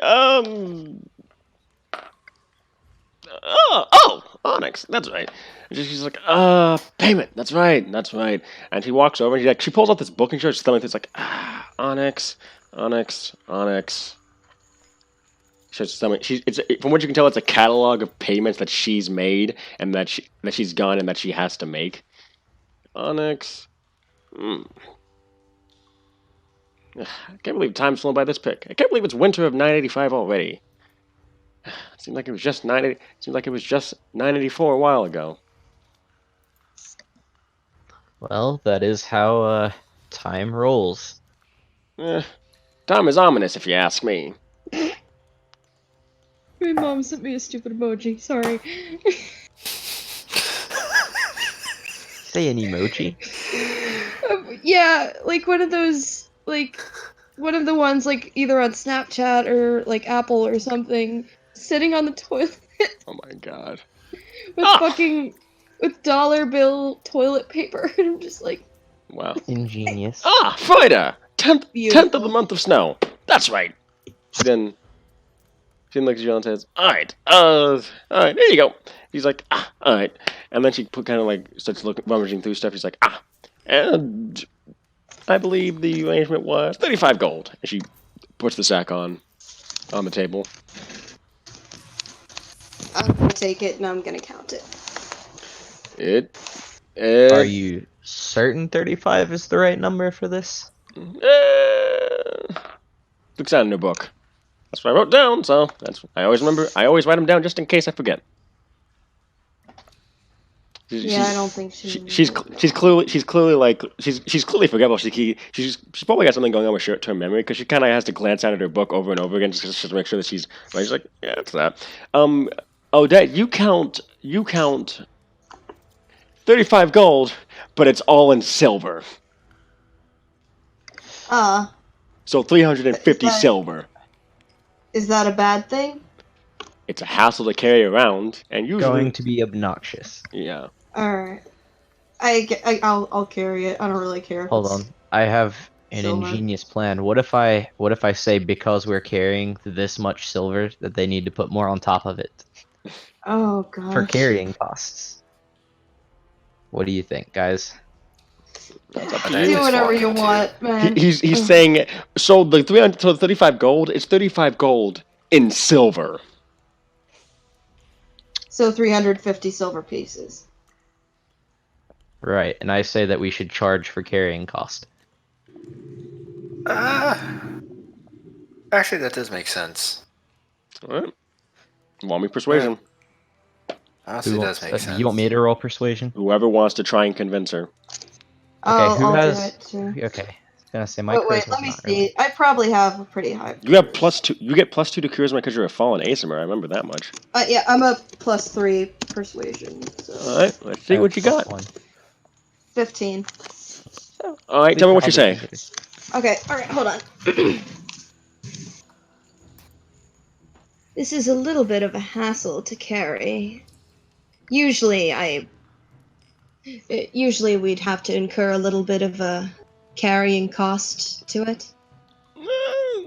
Well, that makes sense. How's about, she looks amongst the four of you. 20 gold. 5 for each of you. That seems reasonable. Sounds like a fair deal to me. Right. Nice. And 5 gold. So each of you get 5 gold. Which brings you up to 7 gold, Zephyr. Wonderful. 18 for I'm me. less poor. 15 total for me. Nice. You're now at my starting point, which is good. Hold up. I don't believe I'd need anything from the alchemist right now, but let me just look at the. Yeah, because there's some stuff there. Yeah, I'm just gonna. You see, Alston just simply like walk around for a little bit, just sort of sees what's there. Alright. Ooh, wait, okay. Can I ask for a free sample? Shit, why is this so much fucking money? It's Every- alchemy! Right, Oh, that's why I want to gosh. ask for a free sample. That explains why she gave us 5 Free gold sample. each. Yeah. How much could you? How much of her? She's I'm not making. going to specify the spell or potion either. I just want a free sample of something, and I'm going to drink it. You're going to ask her? Yes. Well, I've been meaning to test something out. And then she takes out this potion. Then she takes out this foaming blue potion. Okay, so instead of taking a sip, can I just chug it? Go ahead. Roll me a con Alright. save. Do what? Roll me a con save. Constitution save. How do I do that? It's going to be 1d20 plus your con saving throw, which is at the top. Which is at the top of your screen. Let me see what it is. It is. You have a plus. You have a -1 to your con saving throw. So 1d20 Oh minus no, 1. dump stat! Am I gonna die? Let's find out. Possibly. Oh, No. it put a slash. Hey, did it sin through though? 9. You chug this whole thing, and it comes right back out on the floor. And you take. Well, that wasn't what I was hoping would happen. And you but- take 1 acid damage. So you're down to. Okay. I step away in So disgust. you're down to 6 health currently. Okay, I can heal myself, right? For 1d8 plus your wisdom modifier, yes, it's going to cost you a spell slot. Okay, well I was hoping not to use them yet, so I'll save. I don't need to heal yet. Oh yeah, I should probably. At least I didn't die, guys. What? So I'm guessing that you prepared all healing spells. Yes. Alright, Those were the ones I had prepared. Healing word and cure wounds. You have 2 more to choose from. Do you want an offensive one? I guess. I like sticking to healing and defensive, but All right. Oh, in that case, well, there's Bane, and bless. There you go. I'm debating with myself whether, like, nah, that's, I don't know if she'd do that, but, like, I should maybe give her some gold back for, like, her floor that's been totally covered in barf. ingenious idea. What if I had just purified it before I drank it? Unfortunately, that requires you to prepare the spell beforehand. Right. Mhm. That's fair. Yeah. Well, I'll keep that in mind next time I come by this shop, right? And want to try something. Also, the link I sent you, by the way, it lets you get Adobe Acrobat so you can open the sheet back up on your end if you want. Probably a good plan. Yeah. But give me a second. But yeah, he's like, Well, oh, I tested it for her, so I don't think we need to pay anything personally. well. But then again, you threw up on her floor. And then she watches that event. She's like, well, that's exactly what I expected to happen. Note to self: embalming fluid, special embalming fluid causes people to throw up. At least it didn't embalm me. Alston looks at her. Oh, I'm testing out a new version of embalming fluid just in case if someone's stupid enough to drink it, it doesn't kill them automatically. Then you see him do it. Oh, stupid proofing. Yes, we've see. had a bit of that. We don't really embalm people as much because you know how dwarves are about burying people, but it's just in case. Makes it easier for us. If I drank alcohol that could strip paint off a ship. Oh yeah, that's the next. Oh yeah, they want me to. No doubt they're gonna probably want me to. No doubt they're probably gonna want me to test this on alcohol next. Or I've accidentally drank paint thinner before. Jury's still out on that one. Is there anything you guys would like to purchase? This is a lot. Like, all of these are like super high gold, but what could I ask? You could keep in mind some of these are bundles, so you could ask for one or less. Oh. That's what it costs as a bundle. So if you buy 20 acid arrows, it's going to cost you 20 gold. So each acid arrow is worth 10 gold. I mean, is worth 2 gold. And like ingredients only go for like people with an alchemist kit, right? Yes, those are for the people that craft with alchemy supplies. Yeah. I'll be back momentarily. All right. Alright. If we were to like get a sample, like he said, like how much would a sample be in comparison to the real deal? Like say, give me an example. like a potion of climbing, it says half a pound. What would a sample be of that? That would probably be a fourth of a pound, basically. And as a result, it would last much less because a potion of climbing, I believe, lasts an hour. Give me a second. And that'd probably be just 25 gold pieces instead.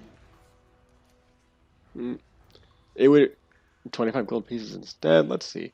Potentially. I mean, I don't have that much, obviously, but yeah, instead of it lasting 1 hour, it would last about maybe 10 minutes. Actually, no, 10 minutes, because it'd be a lot more diluted. Yeah.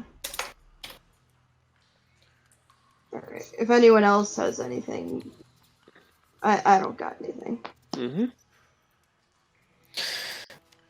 Alston just simply looks around and it almost looks like when you look at him, he almost looks like he's slowly making a shopping list for himself once he has cash.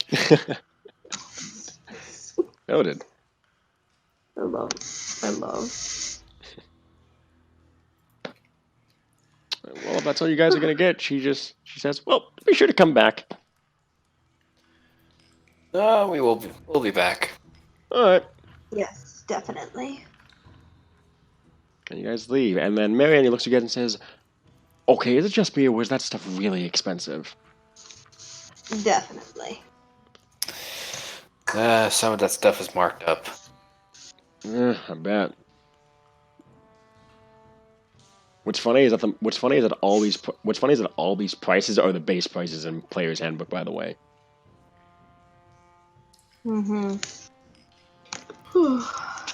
Yeah. And with that, and then Marion says, "Well, I guess I better go give this money back to Zaggy before we head on to the market, maybe." It might be good to drop by. Yeah. And with that, At least all. Nothing. And with that, you guys start walking back to Coppertown, and we're gonna take a quick break, real quick. All right. All right. Starting back up from our break. Last time, as we left off, you guys were heading back to Coppertown in order to go meet up with Zaggy. Now, it took a bit of a walk because of all the money that you had to carry, but you were eventually able to get back and get back to Zaggy. And he's kind of like clapping as he sees you guys walking in with a sack of money. He's like, "Now that's what I'm talking about." Yep. I'm impressed. It wasn't too much of a hassle. No bodies, Might right? have even gotten myself a date later. No bodies. Good. No Data. bodies at all. Date, huh? Nice. Good for you. Let's see what we got here. Hand it over. Alston lifts up the bags and just sets it on the counter. All right. You've got an echo going on, Perry, for some reason. Not for me. Oh, He doesn't have an echo for me. roll 20. Oh. I just muted myself on there. That's where you're hearing the echo from. Yeah. Oh, yeah. okay. Yeah, I always turn off my thing on there. Anyway, but So he's like, okay, so 50, 35. Of course, she puts in on all silver. Ah, right, it's all there. And then you see him, and then you see like this, and then he opens up, like he takes out this, what appears to be a black circle, puts it on the table, opens it, revealing a pit full of money, drops the sacks in there, closes it back up, and puts it in his pocket. Nice. Alston's mouth is just wide open. What? He says, noticing your look. He motions to the floor like. oh, magic item. It's kind of like a bag of holding, but I can put it anywhere I want. He just nods his head. Peculiar. Yeah. Each ingot gets something. Each ingot that runs their own operation gets something like this. Anyway. Oh man. Anyway, so okay, so I'm guessing you guys got Coulom's hammer done. Yeah, Coulom's hammer, alchemy shop, and we Fit so good. We fit so good. Ah, nice. Zephyr. Alright, I'm good now. Alright. Oh, well, that's good to know. Oh, you guys just got the market to deal with. And there's like 4 establishments there. 3. We got... Oh, give me a second. It's stinking here. Spraying purple. I switched over from my computer to my phone. For my headphones, at least. For some reason, they just kept disconnecting on my computer. You're really quiet on your phone. Oh. Like I said earlier, I was probably why you turned the volume down in the first place, because my headphones are really loud. Alright. Yeah.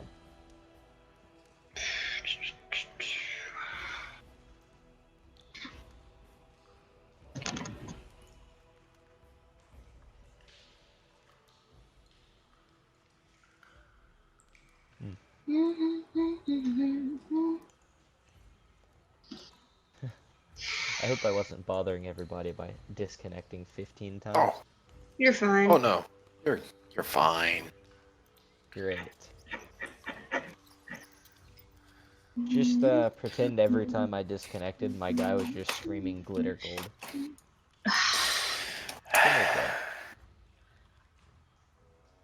What? I have watched that. I watched the whole What thing, the and fuck? I wish the answer was yes so badly. Oh my god. I think he could beat the last level. I remember him attempting to beat one level, and it started going black. I just remember he bought the TV, like completely a new TV. One that could fit inside of his oven, which pretty high tier.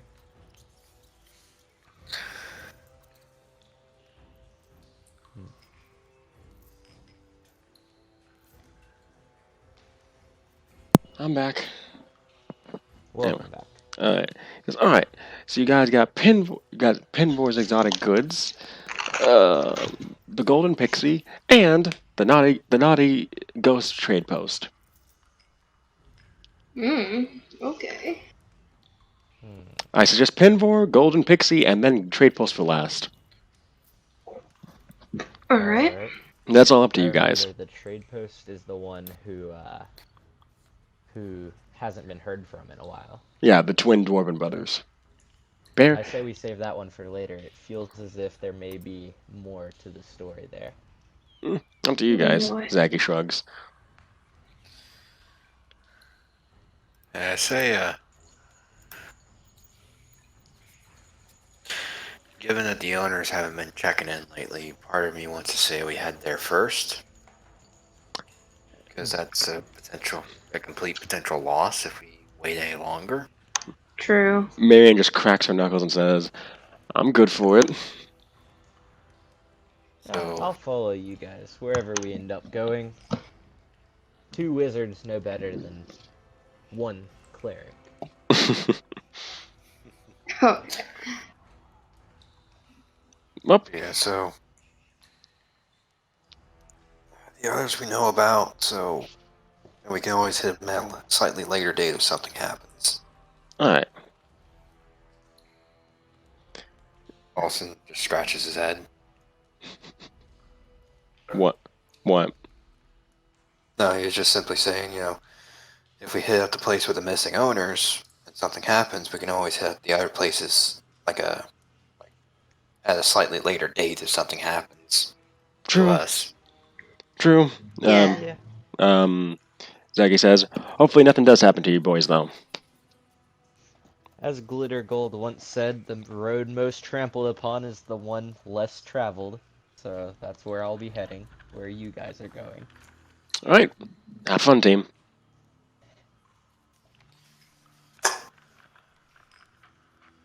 So, Trade post, yeah. Alright. great. So you guys head to Baldrith Market, following the main road for the most part. And by the way, when you guys are walking towards the main road this time, and when you guys do, you see Silvertown across the way. And boy, does it look better than Coppertown. That's where you, from what it looks like more of the working class is found there. As you, That would be a better place for you to be playing blackjack. Honestly, At it least where would. profits are in concern. well, Yeah, I don't. eh, I'd rather have a couple of different locations I can get income from and build out the operation. makes sense. So you guys head over to Baldrith Market, following the main road for the most part, and from the first thing that you can notice is that there is a temple in the middle of the market that is carved from the finest marble. It is a temple to the dwarven gods, but you also notice like gnome and halfling god statues scattered around the temple as well, scattered around the outside of the temple as well. It is a place of worship meant for the most common people and but you, meant for the people of Boston from what it looks like. But from what you can also tell, there also seem to be gnolls and stuff like that walking in, so that could support the idea that maybe they set up like mini shrines for other gods as well. Hmm. I would honestly, I'm considering rolling to go take money out of one of the other gods' like plates and bring it Oh to my the God. gold statue. You would have to roll stealth to Assuming not. there is one. You would have to roll stealth to not. You would have to roll sleight of hand to not get caught. Uh-huh. I don't think I'm so tempted.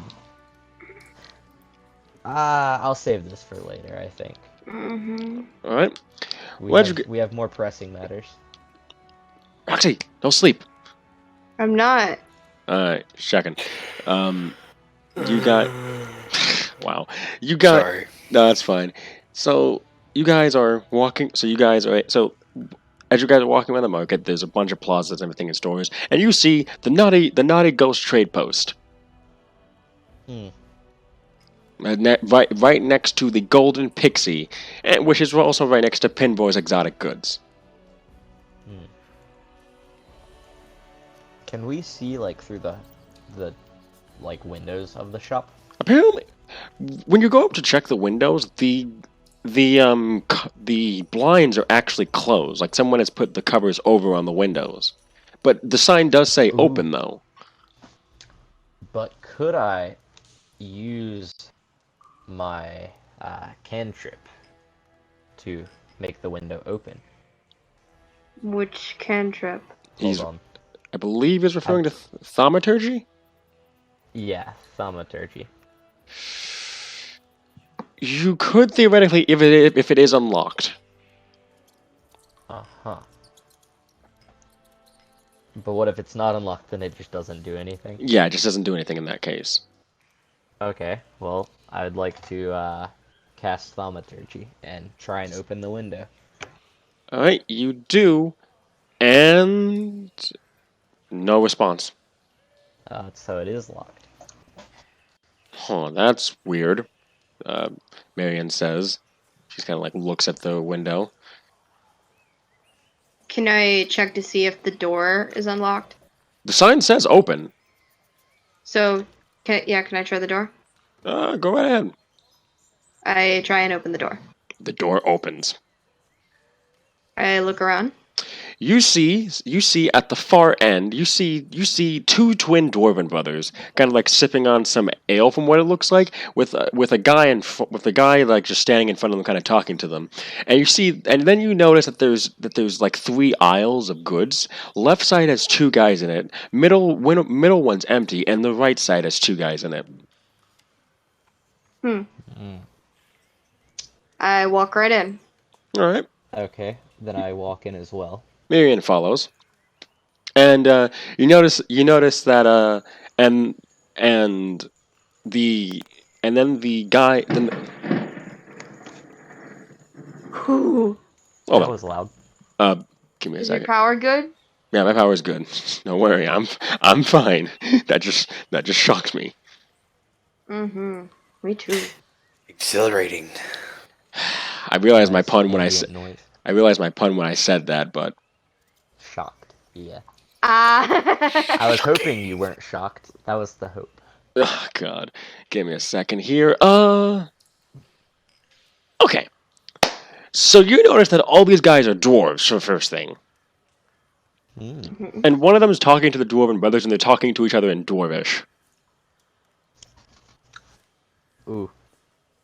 I think I speak Dwarvish. Do you? I'm pretty certain. Let me see. Yes, I speak Dwarvish. You hear them say, "Oh, how many kits you got today? How many kits you got today that are coming in?" I'd say about 4 kits from what it looks like. 4? You sure? Yeah, 4. How much do you think they cost? Not that much. They'd be pretty cheap to get, I would think. That's good to know. Uh-huh. So we I heard that the owner guys whisper? were missing. No, that they didn't check in recently. Oh, okay.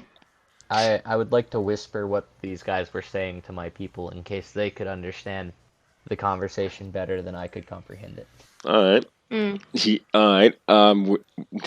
relays the conversation to you. Odette is kind of uninterested because it's just about stocks. So she just strides up to the front desk. Kind of waits until they're finished with their conversation, though. They stop their conversation as you walk up. You go, and All right. and one of the brothers goes, "Oh, hello! Welcome to the Naughty Girls Trade Post. Our prices ain't that spooky, just like our name is. What can I do for you? My name's Baron. What can I do for you?"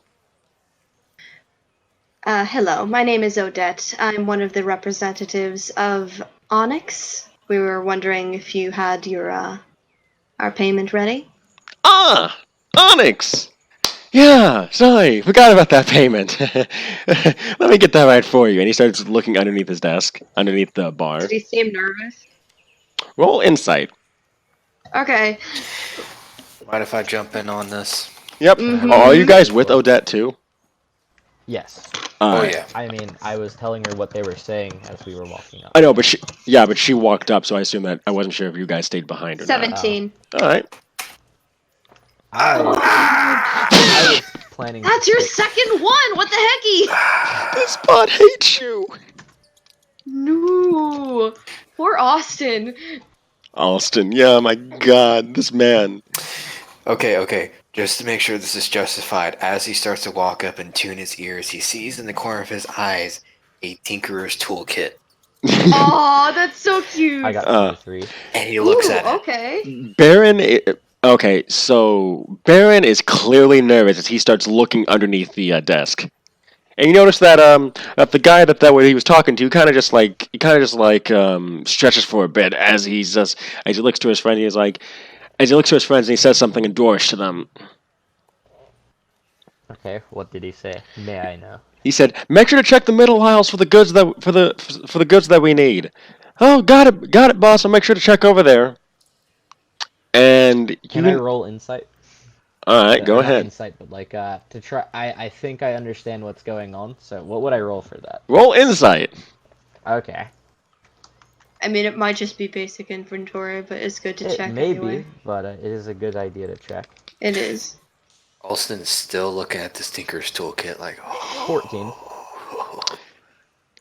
You get the impression that he's signaling them somehow as you notice that all those guys that he was talking to start going towards the middle. In fact, so two of them kind of like get like 10 feet away from you guys and are looking and seem to be looking at the stores, while the other two go towards the door. Okay. Do I notice this? I have an idea. You all notice this, Dude. and that's when you hear a chink. Alright, can I lie to my Of friends and course. say the translation was they're going to attack us? You want Because to they don't know what they're saying, but Well- I know what they're saying, and I can just kind I of mean, give us technically, it's the not a advantage. lie if that's kind of insinuated by how they're acting. Well, Yeah. it's insinuated, but one of us is currently looking at a toolkit, so... Real quick, are they all within a 15-foot cone? 3 of them. In fact, let me just if you guys would please look on roll 20. Oh boy, here we go. Let's go, boys. Let's get it. And for the audience out there, here's what your view is going to look like. Alright. So, probably going to have to refresh your thing, maybe? Okay. Because I moved the player thing over to the Haunting Ghost, so... Yeah, okay. Let me just... and let me make sure that everyone has their characters. So, Ugist goes to Zephyr. Wonderful. Alston goes to Hulk. And Odette will go to Roxy. Yep. Alright. Everyone should have the control of their characters. Oh, alright. And the guy kind of looks at you all and says, "Oh, you're Onyx boys, huh?" I have a feeling you don't care for us that much. What makes you say that? Can I Spreading out the locking of doors. can I try and talk our way out by bringing up glitter gold? All 5 of these men are dwarves. Right. Not gnomes, i.e. I understand this, but Oh, What are you gonna say? you're gonna enrage them Okay. even more.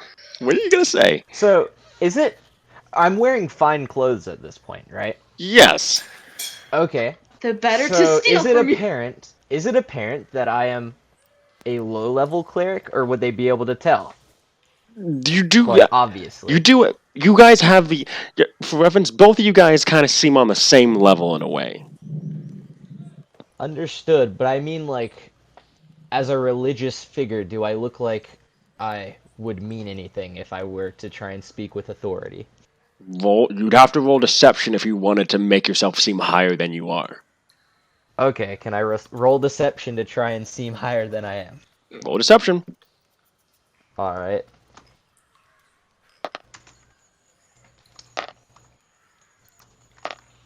Alright. Hmm. Hold on. You're laughing, that's worrisome. That's okay. I'm gonna imagine that wasn't high enough. What'd you roll? You rolled a 12. 12. So you're talking to the main. So tell me what you say to the main guy, to the guy that's right in front of you. I don't know if you know this, but I, being one of the higher ups in Glitter Gold's religious authority, have a direct line to get advice from him, and from what he has told me once we came in here was that you were going to attack us. And we have people outside who know this. So I'm trying to make it seem as if I have people who work for me and they're outside.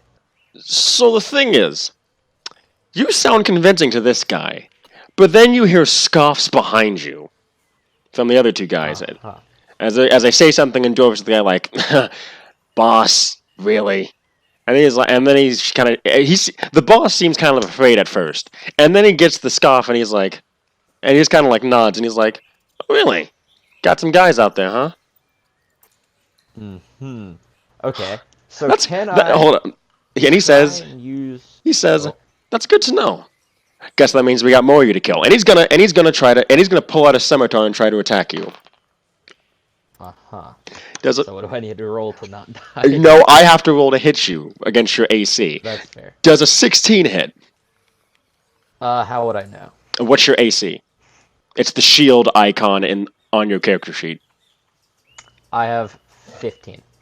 So yeah, 16 beats that. So you take... Give me a second here. You take 2 slashing damage as he cuts you across the chest. And I'd like everybody to roll initiative. Roll initiative. Yep. Which means roll 1d20 plus your dex modifier. 19. Alright. 21. It's echoing again. Not Am I for echoing? not for me. Yeah, I didn't hear it. It's because he's got it on roll 20 again, I think. Okay. Yeah. I would suggest turning it off in the gearbox section. Yeah, I'll do that now. Well, I get a 19 this time. Great. Would have been. I don't know nice why if it was only picking up on my end. Because I don't get sound from you guys. Yeah, I have it turned off for the roll 20. Uh-huh. Alright. Let's see what we got. So we got 21, 21, and 19. Okay, Zephyr and Perry, roll a d20 with no modifiers. Okay.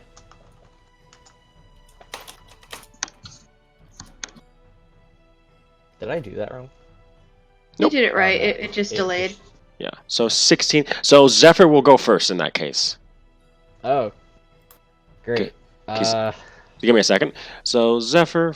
Okay, so I'm going to write this down right now.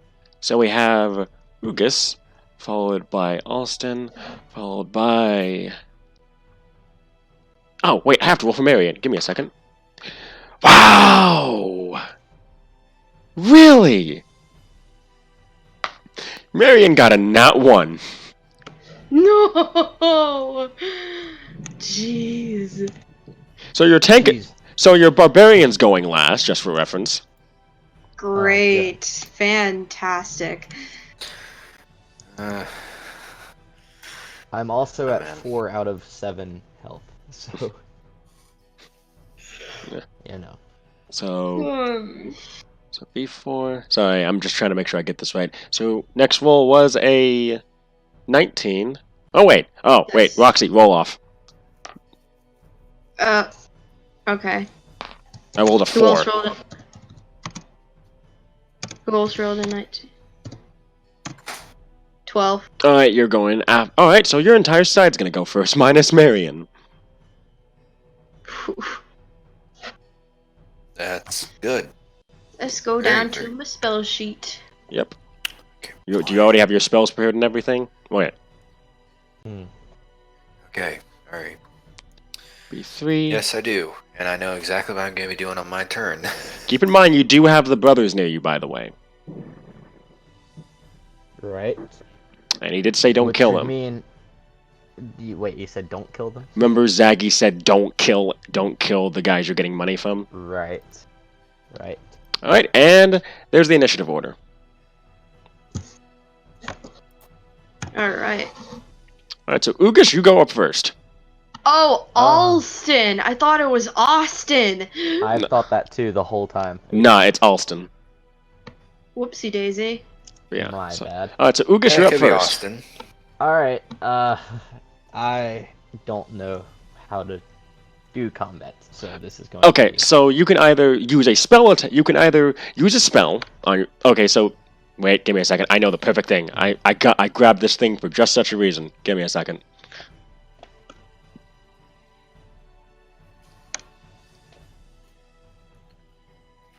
This will help. It's a cheat sheet that tells you stuff that you can do during combat and stuff like that. Mm-hmm. And if you guys want it too, here you guys go. Okay. Cool. Oh, is this? Cheat sheet in case you guys wanted to keep up on stuff. Okay. Okay. Can I move and then cast one of my spells? Yes, but you will take an attack of opportunity from the bandit since you're moving outside of his attack range. Can't What you does that take an mean? action to Disengage move or away? disengage or dodge, yes, to avoid getting hit. If he disengages, Okay. if you disengage, it'll take an action. So all you can do after that point is move, unless you have a bonus action spell. But Okay. or you can dodge where they get disadvantage. But it's up to you. Right. I would like to get away while also so I can move away and Yes, do what? you can move away. Okay, if you want. Okay, so if you wanted to, you could move away and take the risk that he could hit you, Right. to be able to cast a spell. Or you could give up an action to disengage, so when you move away from him, he doesn't get the attack of opportunity. But that means the only thing you get to do that turn is move, unless you can do something as a bonus action. All right. So I would like to disengage and move away. How far can I move, and where would they have the most trouble hitting me? You can move up to your movement speed, which should be on your character sheet. Right. Okay. It should be near your health.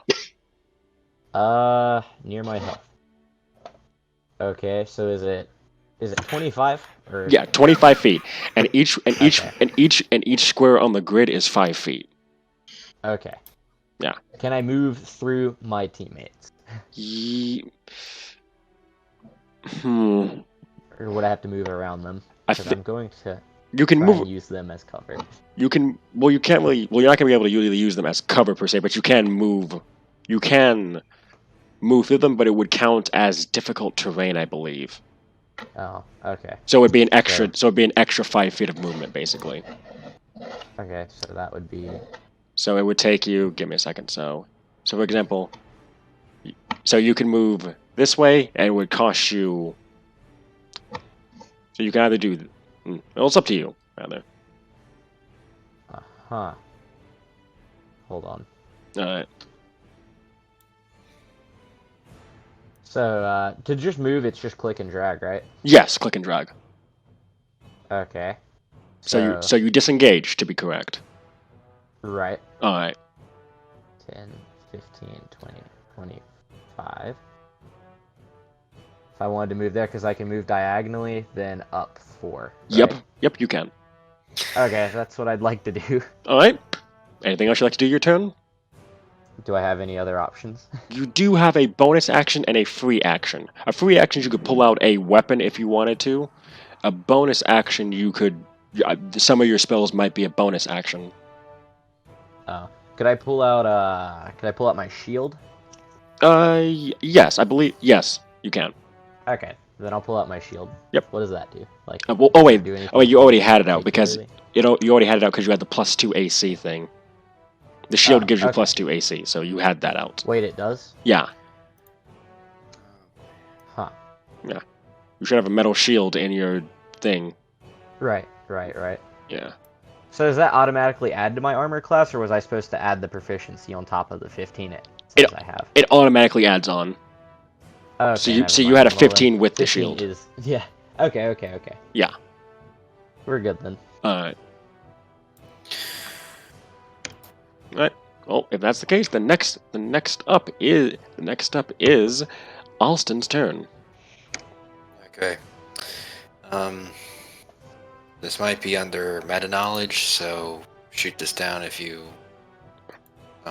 shoot down this question if need be. But Roxy, Mm-hmm. do you have color spray on your spell sheet? I do not, unfortunately.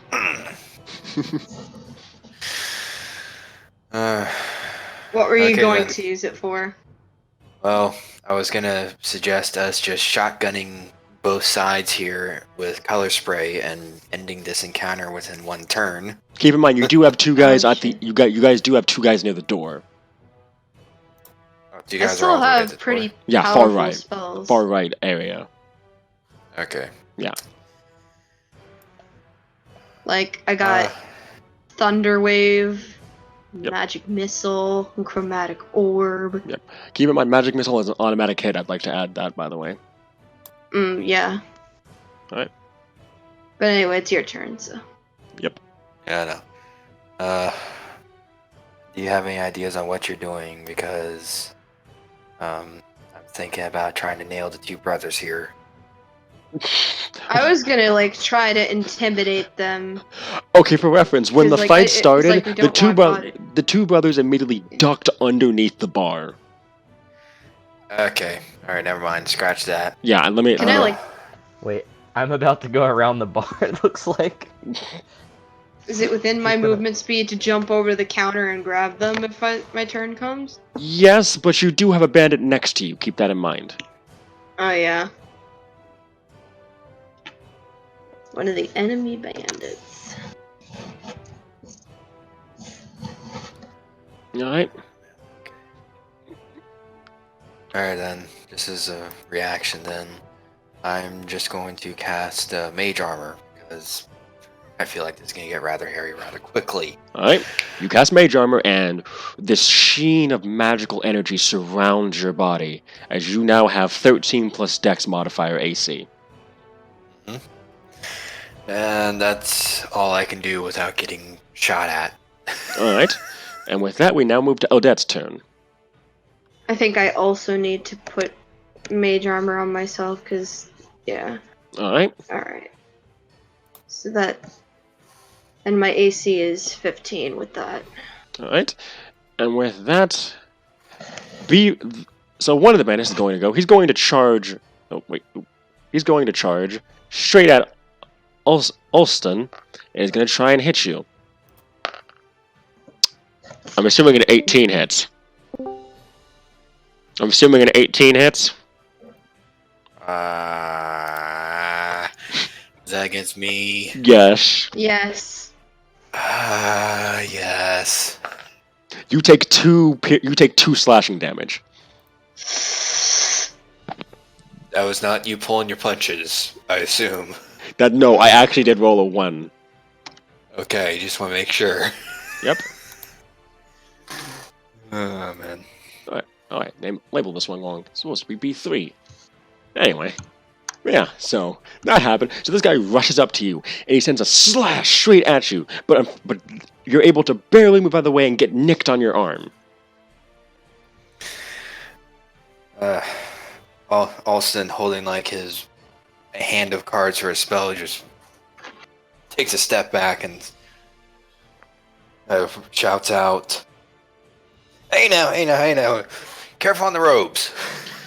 And then Bandit 2... Oh, wait, what the heck? Oh, god dang it. You're not Bandit 4, you're Bandit 2. Bandit 2 decides to go, and and you see him take out a light crossbow as he aims at Odette and fires. Okay, wow. I'm assuming that... What's your AC? 15. Yeah, an 8 doesn't hit. Nope. Crossbow bolt goes wide, hits the wall behind, the brothers making them cry out like, ah! And then next up goes B1. B1's gonna take out his light crossbow, aim at Ugus. Actually, no, he wouldn't be able to see him actually. Wonderful. I've done my job. So he's going to move up and then fire. By the way, but you do have half cover since you're behind a shelf, so you have +2 AC. Okay. So you're at 17 AC. That misses. He rolled a Alright. 12. Great. So crossbow bolt hits the shelf that you're hiding behind. Though apparently it was aimed Wonderful. straight for your head. Then Bandit 3 is gonna go. He's gonna take out his light crossbow. He's gonna move up and he's gonna fire at Miriam. He misses because he rolled a 9. And then last but not least, Bandit 5 is gonna take a swipe at Odette. Does a give me a second here. Does a 14 hit? Nope, just barely misses. Swing. I think you feel a few hairs cut off on that when it hits the bar. Jeez. And with that, Marion's gonna go, and you see her take out this massive war scythe, and you just see her growl as her eyes shine with rage, and she's gonna swing at the bandit in front of Alston. So they have that much AC. She rolled a 13 and she hit. So she deals 1d12 plus 5.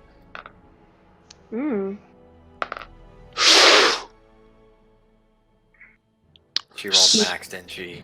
No, but she did roll over this guy's health. So you see her take a massive swing, and thankfully, Alston, you feel it going over your head because the dwarf is about the same height, is about a bit bigger than you, and that dwarf that was right in front of you, his head's gone. Oh shit!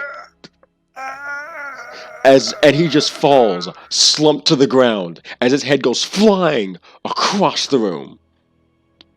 Where does it head to? It heads Probably my feet. It heads to the door, to the front door. Veronica, open the door, please. So yeah, Marion spent her first turn. So just for reference, Marion rolled a 10. That was 15 damage. She killed this guy in one hit.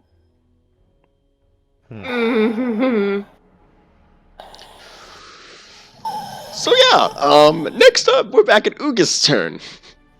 Wonderful. Perry's making the sound that guy just went at me. Oh my god, yep.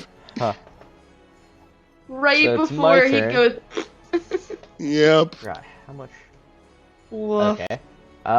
Can I cast? Hold on. I think it's bless. What's That's the one of range? The ones I've got. 30 feet. All right. You good, Perry? Yes, you can. And I can pick up to 3. Yep. But, So who do you want to man. cast it on?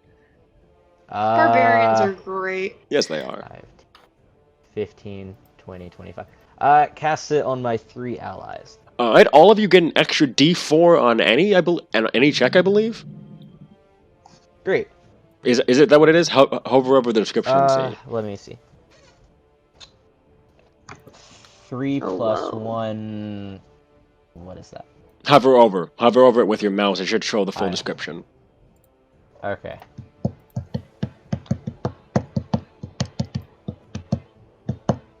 Oh, I was looking at the. Okay. So, whenever a target makes an attack roll or a saving throw before the spell ends, the target can roll a d4 and add the number rolled to the attack roll or saving throw. So you roll a d4. Okay, so they add a D4 to their attacks. Right. All right. So, Ugas, you grip the gold nugget and you call forth the aid of Garl Glittergold, and a golden aura surrounds all 3 of your allies as they are now blessed by your magic, and you have lost 1 spell slot as a result. It's fine. Yep. And with that, we now go up to Alston's turn. Alston, you just saw this dwarf just get beheaded right in front of you by this half-dragon woman. Marian's like, you good? And then a god directly blesses you, so... No, well, the cleric does, but yeah. Without, Yeah. that hit. Alston, he quickly looks over at Maria, and he'll turn and look, he's looking around, making sure the people here only that. Wait, no, the people The here. only people that saw that was here. Yep. Oh, right, because we're not supposed to make any bodies. Well, no, that's true. Yeah. Miriam, Yeah. knock him out. We don't want bodies. She sighs. Oh, but come on. Nothing but nothing. No buts. We want to get Well- paid this time. They're trying to kill I us, say, though. they just tried to shoot me in the head, so I think you have all right to take heads off. At least knock them out. We'll tie them up and we'll figure out what to do with them. Okay. All right. Oh I need to wait. figure out how to get rid of this body. Or rather, I have a good idea as well. After your turn. Yeah. All right. Fine. She's kind of grumpy about it. What's she gonna do?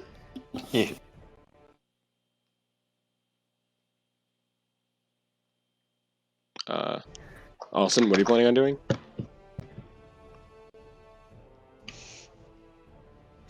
Alston? He's thinking on how to incinerate the corpse.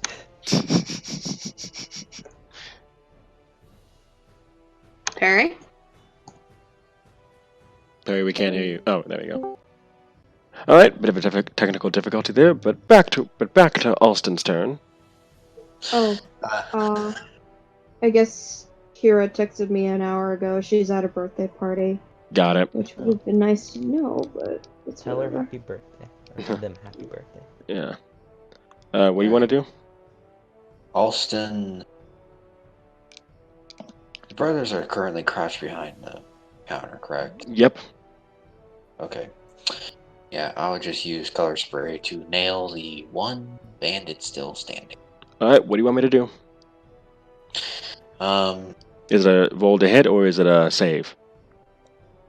Actually, color spray is I roll 8d10. I roll 8d10, and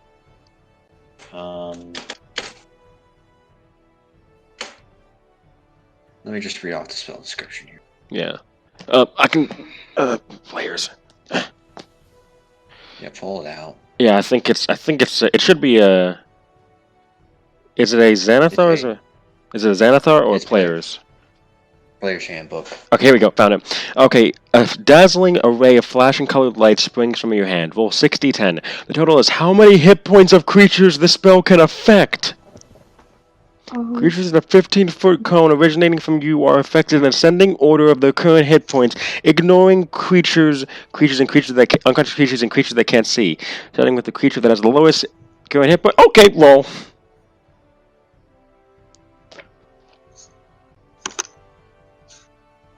Mm-hmm. It was 60-10, but I'll take that. Oh, sorry. No, that's fine. Regardless, anyway, even if I subtract the last two, he's still dead. So would you like to describe how you kill him? Actually, he's not dead. He's not? He's blinded. He's blinded. Starting with a creature that has the lowest current hit points, each creature affected by the spell is blinded until the end of your next turn. Subtract each creature's hit points total before moving on to the creature with the next lowest hit point. A creature's hit points must be equal to or less than total. Oh. That's... So basically, yes. Basically, this bandit just gets nailed Put with out of commission. bear spray. Alright, he's blinded. That little symbol next to him is going to signify that he's blinded. Alright, and with that, is there anything else you'd like to do? No, not really. I can't really do anything else. Alright, and with that, it is now Odette's turn. Okay, so if I tried to, like, intimidate Baron or negotiate, like, would that be an action? That'd be a free action. Okay. Well, okay, I'm gonna say to him, Baron, one of your men is dead and another has fallen blind, or has become blind. You should listen to us and just pay up so no one else gets hurt. These aren't our guys! He says, as he peeks him over the counter, These guys came in and threatened us. They're trying to muscle in on your turf. And then the bandit next to you glares at him. He's like, "Oh!" And he ducks back under the counter. Oh, shit. Well, then I don't care to kill these guys then, and I'll do it. I'll kill them all. Sweet. Okay, I'm gonna Now that I know that, I turn to the guy who glared at him, and I am gonna throw a firebolt at him. Roll to hit with disadvantage.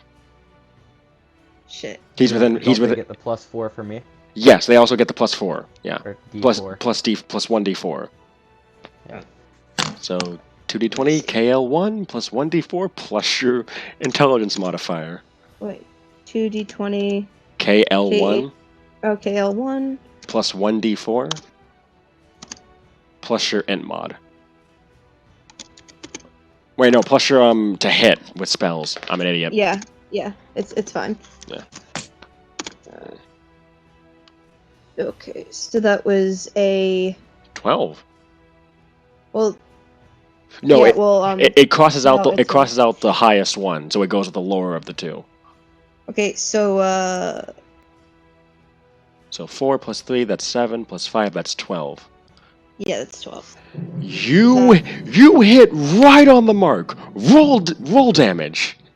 Shit. Okay. Do they get the D4 with that as well, or just for the hitting part? I think it's just for the hitting part. Let me check. That is 1d10 damage.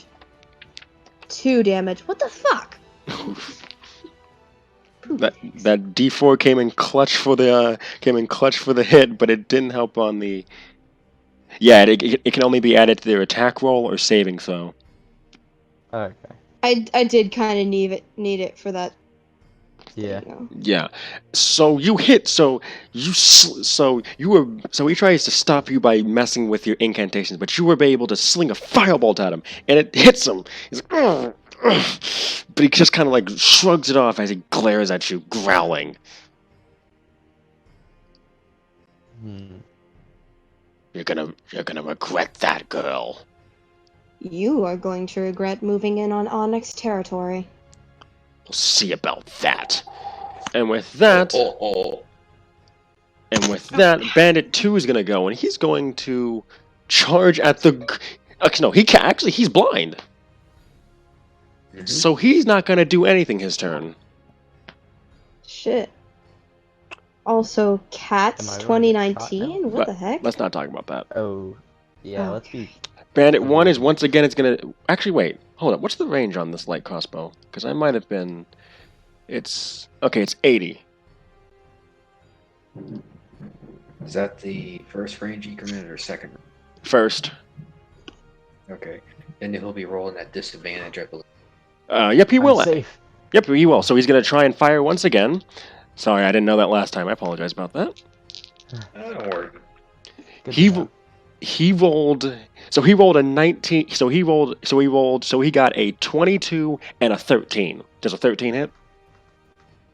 13 does not hit. All right. Like, even just on my base. It doesn't Once hit. again, fires. Miss. Still aiming for my head, or did he Yes. move this time? Nope. This time you see it move slightly ajar, so that way it hits the wall behind you. Ah. And he kind of growls as he notices that he's not being able to hit. And with that, move on to Bandit 3's turn. And he's going to fire at Alston this time. I believe he's at the same range too. Yep. So he's gonna move up. He's gonna move up about 5 feet. Hold on. 1, 2, 3, 4. All right. Yep. He's gonna fire at Alston. You know what? I dropped it. I'm gonna roll with it. That does a 10 hit. No, it does not. Miss. This one hits the bar right next to Odette. And that Bandit 5 is going to swing at Odette this time, trying to get revenge for getting hit.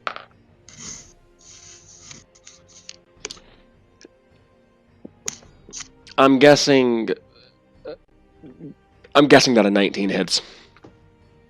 Me? Yep. Yes.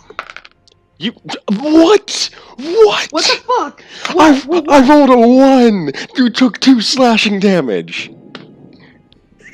I'm not kidding. I have rolled a 1 every time I rolled on my d6s. Oh my god. Are these your new ones?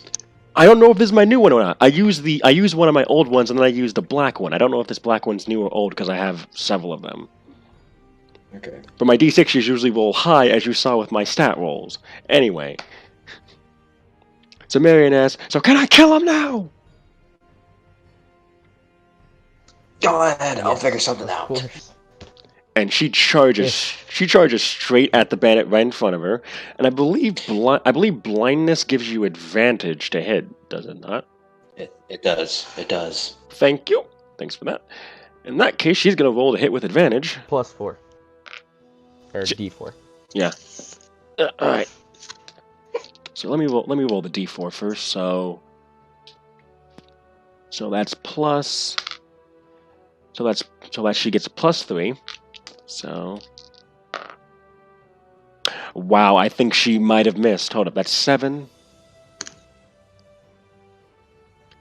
So that's 7. That's 12. Nope, she barely hits once again. Time to roll damage. Thank God for my blessing, or we would have missed like most of our shots, except for Alston. This time,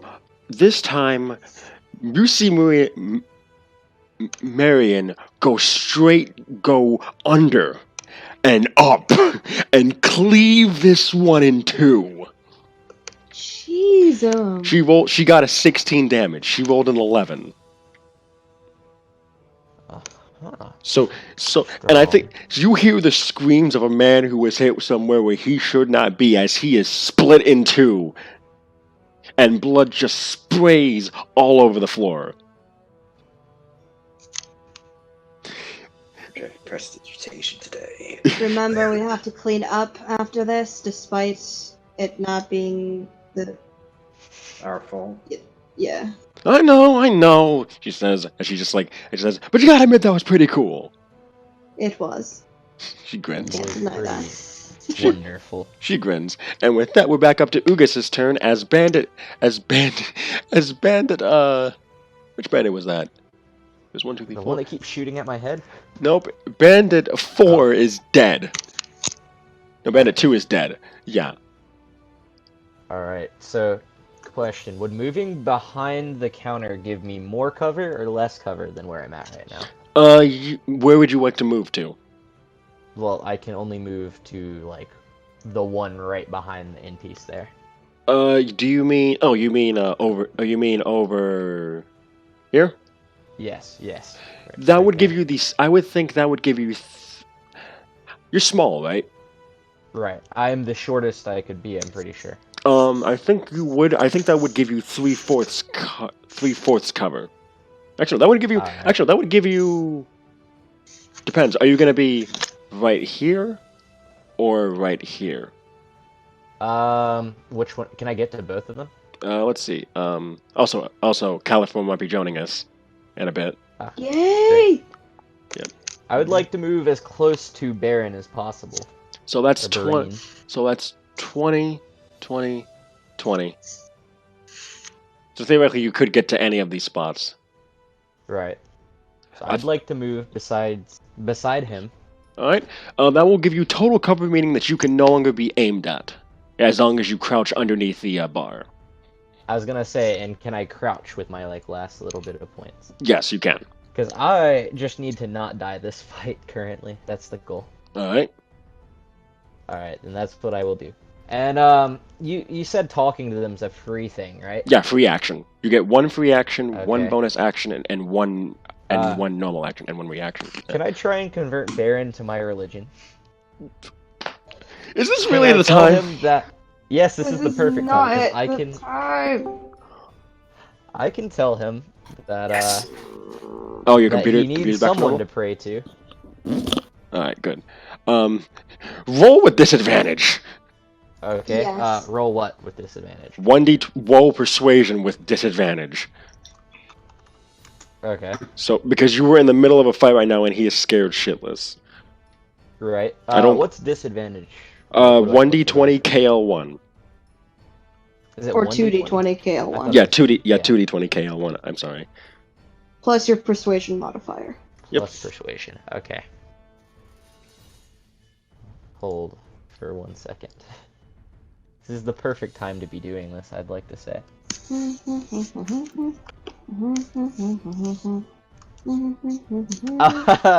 Three. Get away from me! He says. All right, so he didn't appreciate the Yeah. gesture. Now's probably Alright. not the time. And you still have an action left. I just like to duck and stay there. I don't want to do anything else currently. There's Alright. nothing. Actually, could I use that to like cast You have the? one more spell slot left.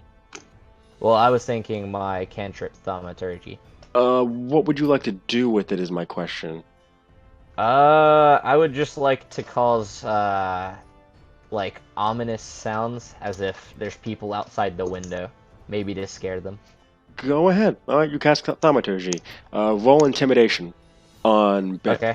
Yep, and I'm gonna roll a wisdom save on Bandit 1. He rolled a fucking 3. Okay, so there's a good chance of this working. Yep. Plus my intimidation.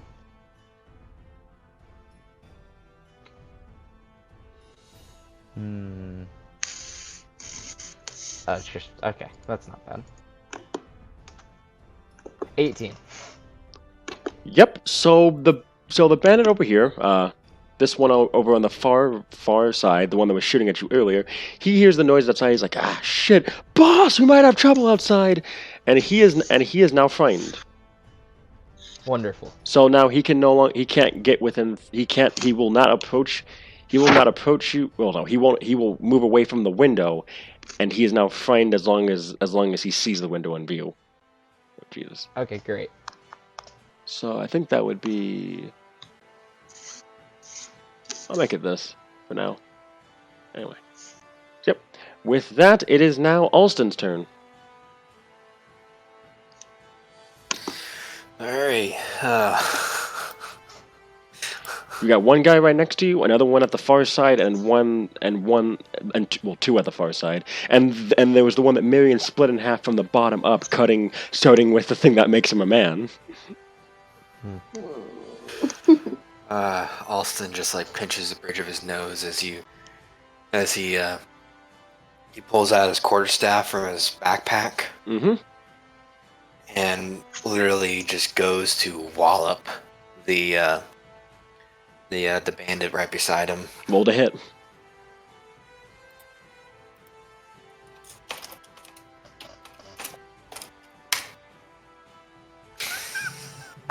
What'd you roll? 9. Catches her quarterstaff, throws it back. Oh.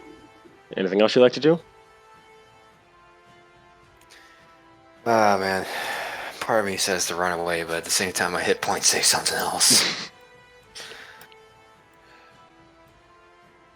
Yeah, I kind of need to reposition a little bit. Mm-hmm. Okay, I'm Hail Marying this. Alright, I'm gonna roll to hit. 21.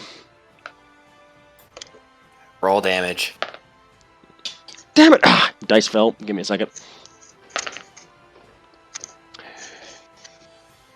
You take. What's your health? 6. You take 5 damage. As you turn to run, he sends a swing at your back and slashes it right open as you were leaving trails of blood behind you. Good thing we have a cleric. Yeah. All the gnomes in the room. You just hear a string of curses. Like every cuss word under the sun is coming out of his mouth. I can speak Gnomish, and it is pretty mortifying. Oh my gosh. There might be some like lightning or arcane energy discharging from his mouth because it might be stringing in some actual curses. Oh my gosh. And with that, Odette, you just saw your fellow wizard take a bad hit. What are you gonna do? There's a dude right next to me. I feel like Marion can take him. Potentially, So I'm gonna go. Wait, what? yeah. I said yeah, potentially.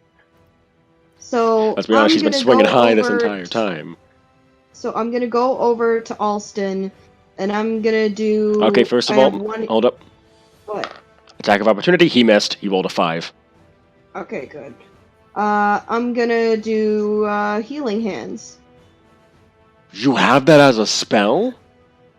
It's an action I get from being a fallen Aesimer. Oh yeah, that's right. All right. How much health does he get back? Okay, so I don't know how. What do I roll for that? It should be in your racial description, bottom right, second page.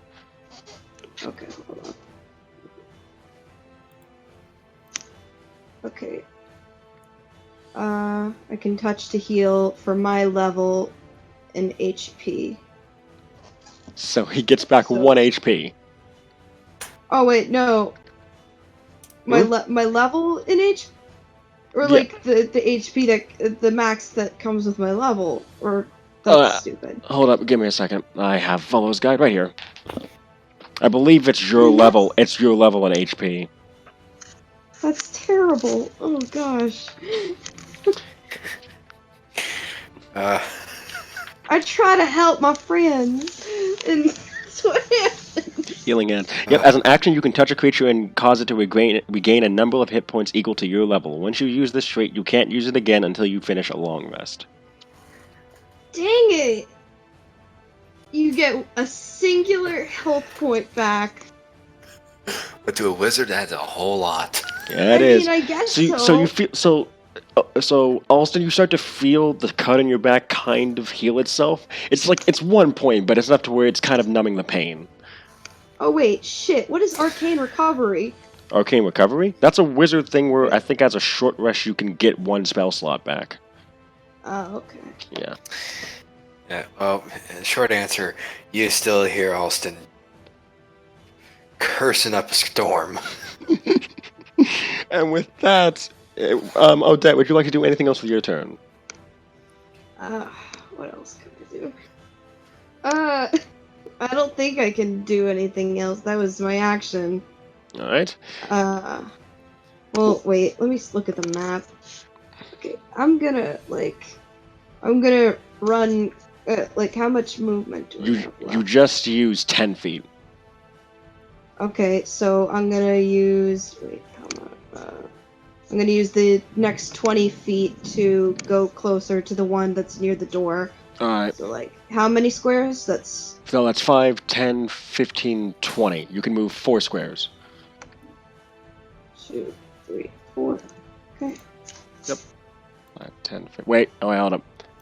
No, diagonally. So move up 1 more. Okay. There you go.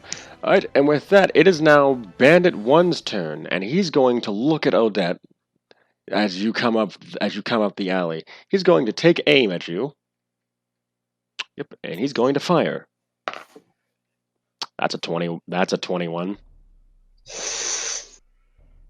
Wait, the guy who's by the window, shouldn't he have to move away from the window? Oh yeah, that's right. Sorry. Thank you for reminding me of that. So first thing he's gonna do is use all of his movement points. So he's gonna move away all the way. So 1, 2, 3, 4, 5. And because the window's still inside, he rolls that with disadvantage.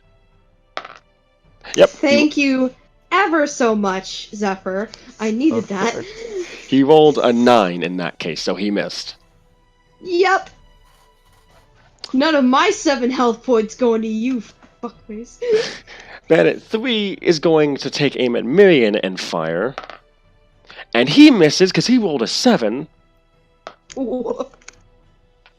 And then finally, Bandit 5 is going to go straight for Miriam and attack her.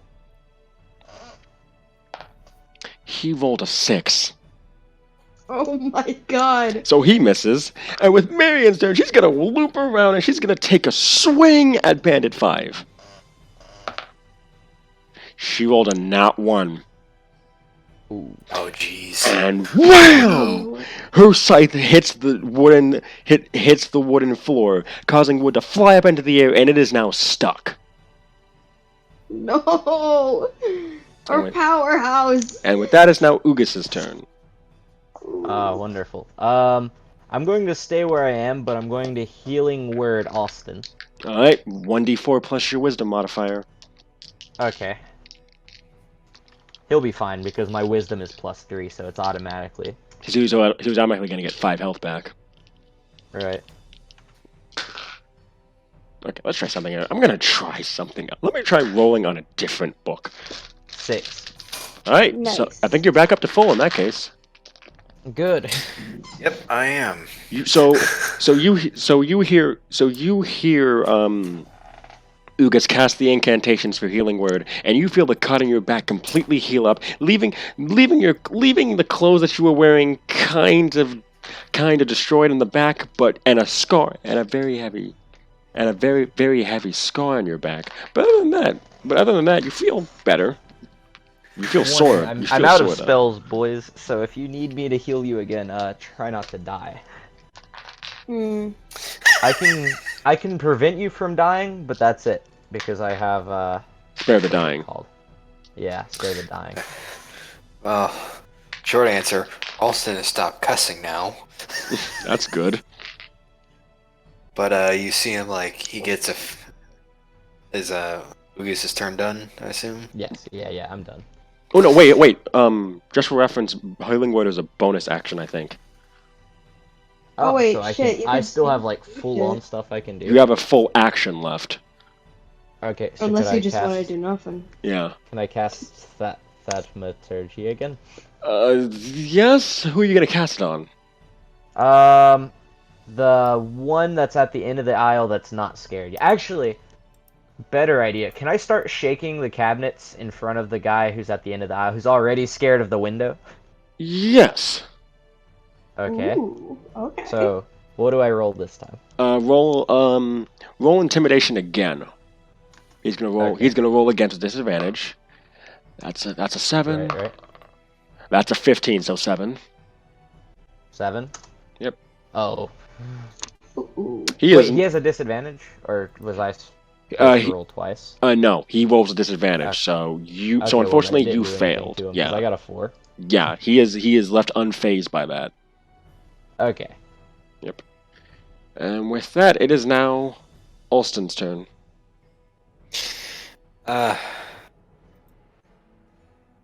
He literally takes one of his hands and makes a finger gun. Hmm. And will nail. And will hit the bandit below him Mm-hmm. with frostbite.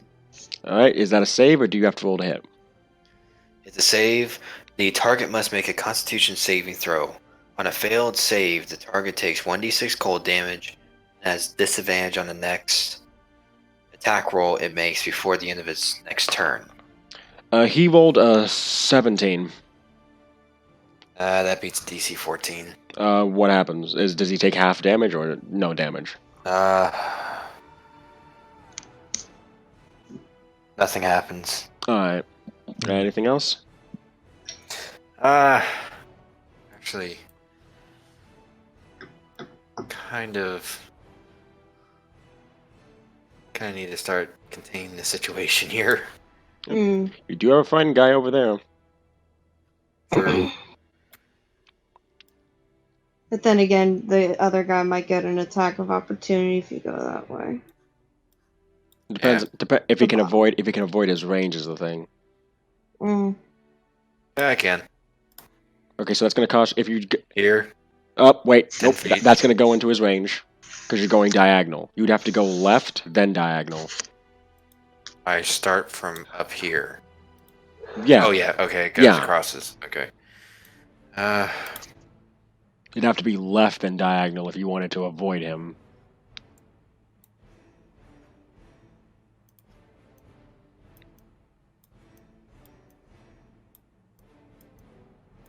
Okay. There. 10, 15. That's your 30 feet. Alright. Yeah, that's my 30 feet. All right. And with that, all right. Anything else? Nothing else. I spent my action and my movement, so. All right. Actually, wait a minute. I was about to say, unless you have something for a bonus action. Nope. All right. And also I have 25 feet of movement, so I move myself back 1 square. Mm-hmm. All All right. With that, it is now Odette's turn. Okay, I'm going to. I think I'm going to chromatic orb him. I'm gonna try anyway because there's a 90-foot range, and he's like. He's 75 feet. No, Yeah, no, he's so not. that's- He's about 60 feet. 50. Oh, 50, yeah. Yeah. All right. So we're good. All right, so you're using your last spell slot, I believe, to cast Chromatic Orb? Yep. All right. Alright, wait, so let me see. Hurl a 4-inch diameter sphere of energy. It's gonna be acid damage I'm gonna use. Roll to hit. And I'm gonna. Yep, roll the hit.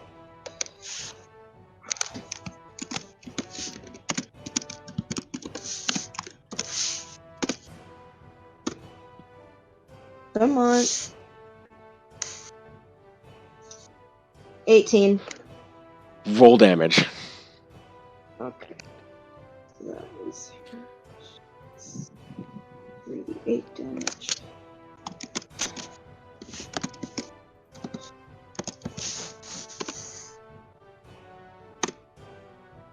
$15. How do you want to do this?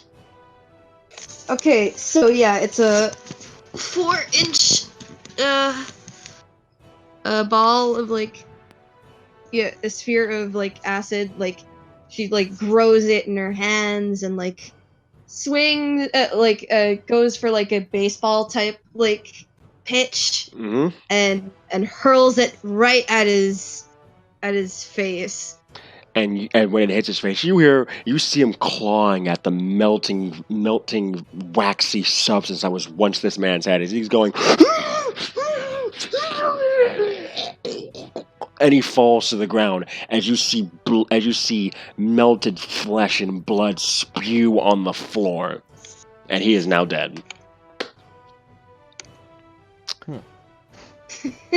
And with that, we now move on to Bandit. Oh wait, you killed Bandit 1. Oh, and she did she does a little hair flip afterward. Oh my god. Yes, she's one of those. All right. Bandit 3 is gonna take aim and fire at Alston, but you have +2 AC because you have half cover. Okay, that's 16 total. All right, let's see if he can roll higher than a 16. He rolled a 15. He rolled a 15. So he missed. He nails the bar right next to you. Heyo! And then Bandit 5 is going to swing at Mirian. And misses.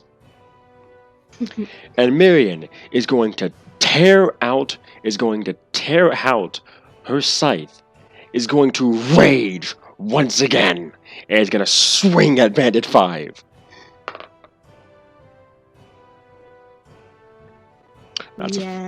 That's a 15. It'd be funny if it was a natural one again. It She stuck to hits. the ceiling. She hits. Wait. +5. Hold up. Nope. Okay. She swings and she nails it right into his shoulder. It's like, ah, ah, ah. But it is not enough to kill him, though, as he's barely holding on as she tears it out of his shoulder once again.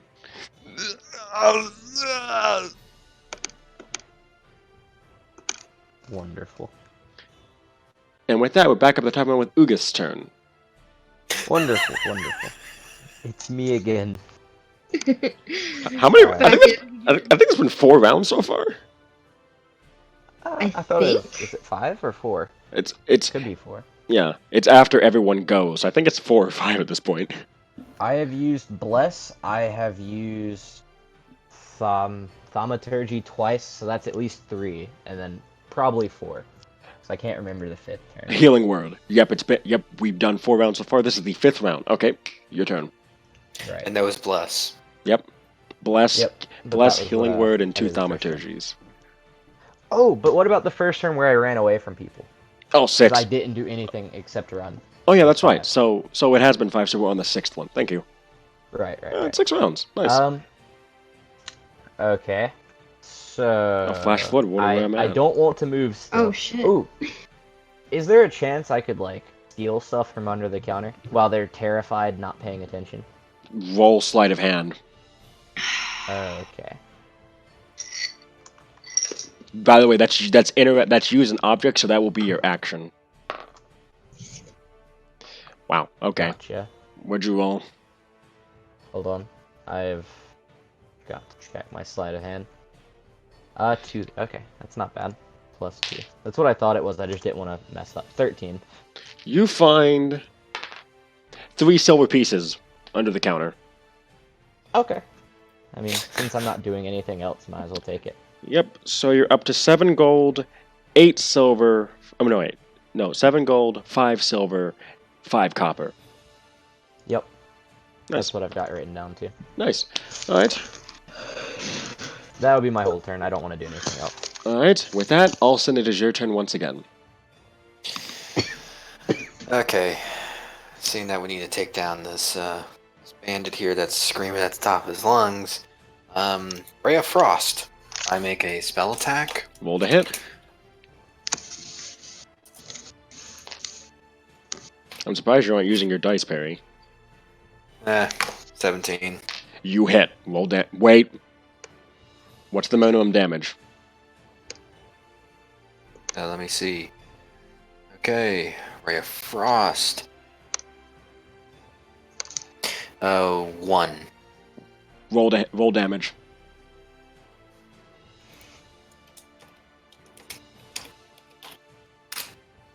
Six. How you want to do this?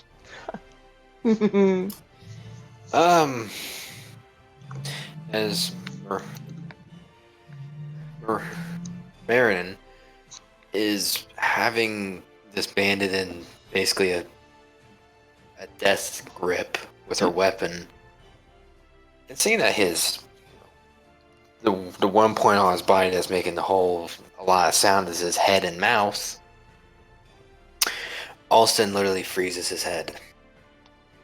You hear ah! And his head becomes ice. Nice. And then he falls back, and his head shatters, leaving just a headless stump, a headless body on the ground. Is there anything else you'd like to do with your turn?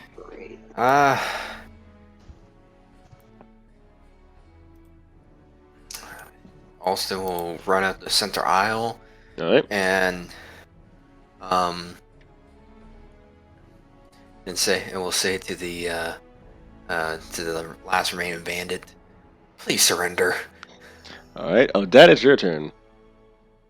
Okay, can I climb over the cabinet, maybe? It is 5 feet high, so yes, it will take 5 feet of your movement to do so.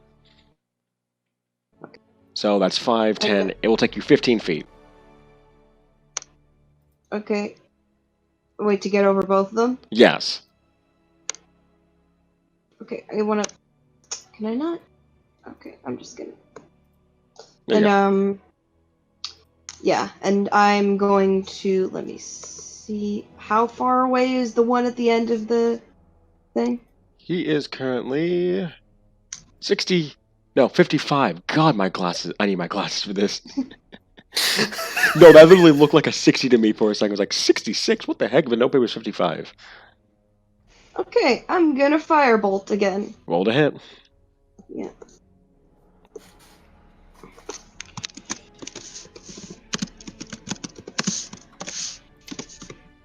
$11. Unfortunately, you miss. And with that, it becomes this bandit's turn. And he bolts out the door, taking a dash action. Can I use Thaumaturgy just to slam the door before he leaves? Unfortunately, no. Not to...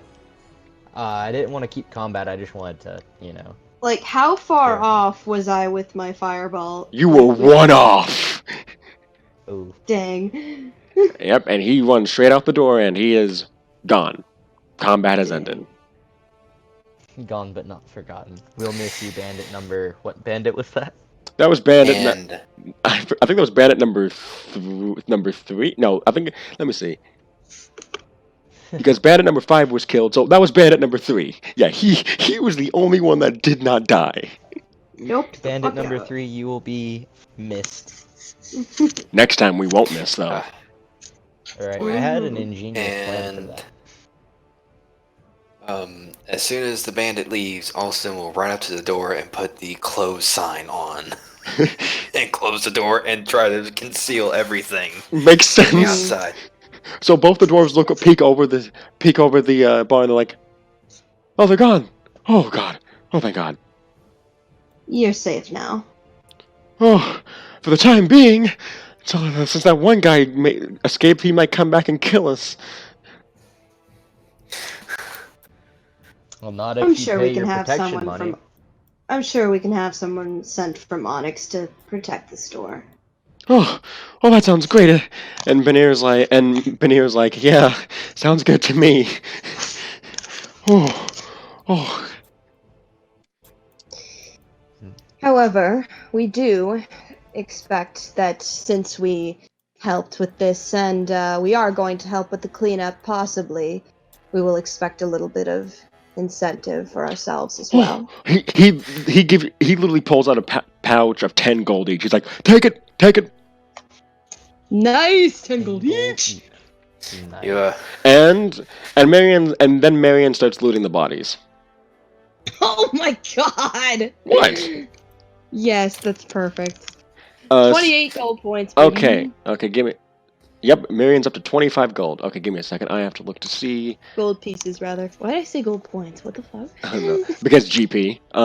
Okay, so Yeah. you guys got. Okay, so. You guys might want to write this down. Hmm. You found 60 copper pieces. For each?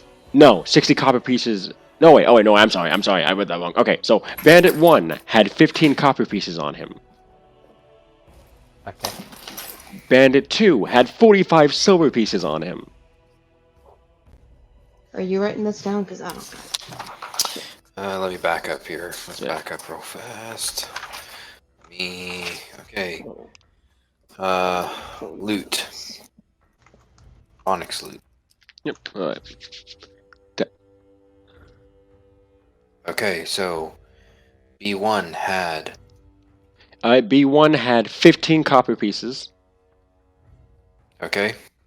Bandit 2 had 45 silver pieces. That's about 450 in So in gold. yeah, so basically 4 gold, 5 silver, but he had it all in silver pieces. Okay. Bandit 4 had 8 silver pieces. Okay. SP. Hey, Callie. Hey! Hey. Welcome. And Bandit 5 had 100 silver pieces on him. Whoa! Oh. Money. And you find a letter on him. Ooh. Okay. Ah. Okay, real fast. Is it Okay. in common or gnomish? What do you mean? The letter. Oh, it's in common. What's it written in? Actually, no, it's Okay. written. Actually, no, it's written in. Yeah, it's written in common. Okay. Okay. Harry, what did you want to say?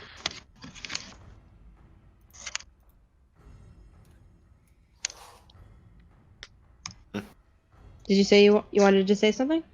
I think he was counting up Just the that. money. Oh, okay. Short answer, real fast. Just that we might need to call the ingot. Call up Zaggy up. because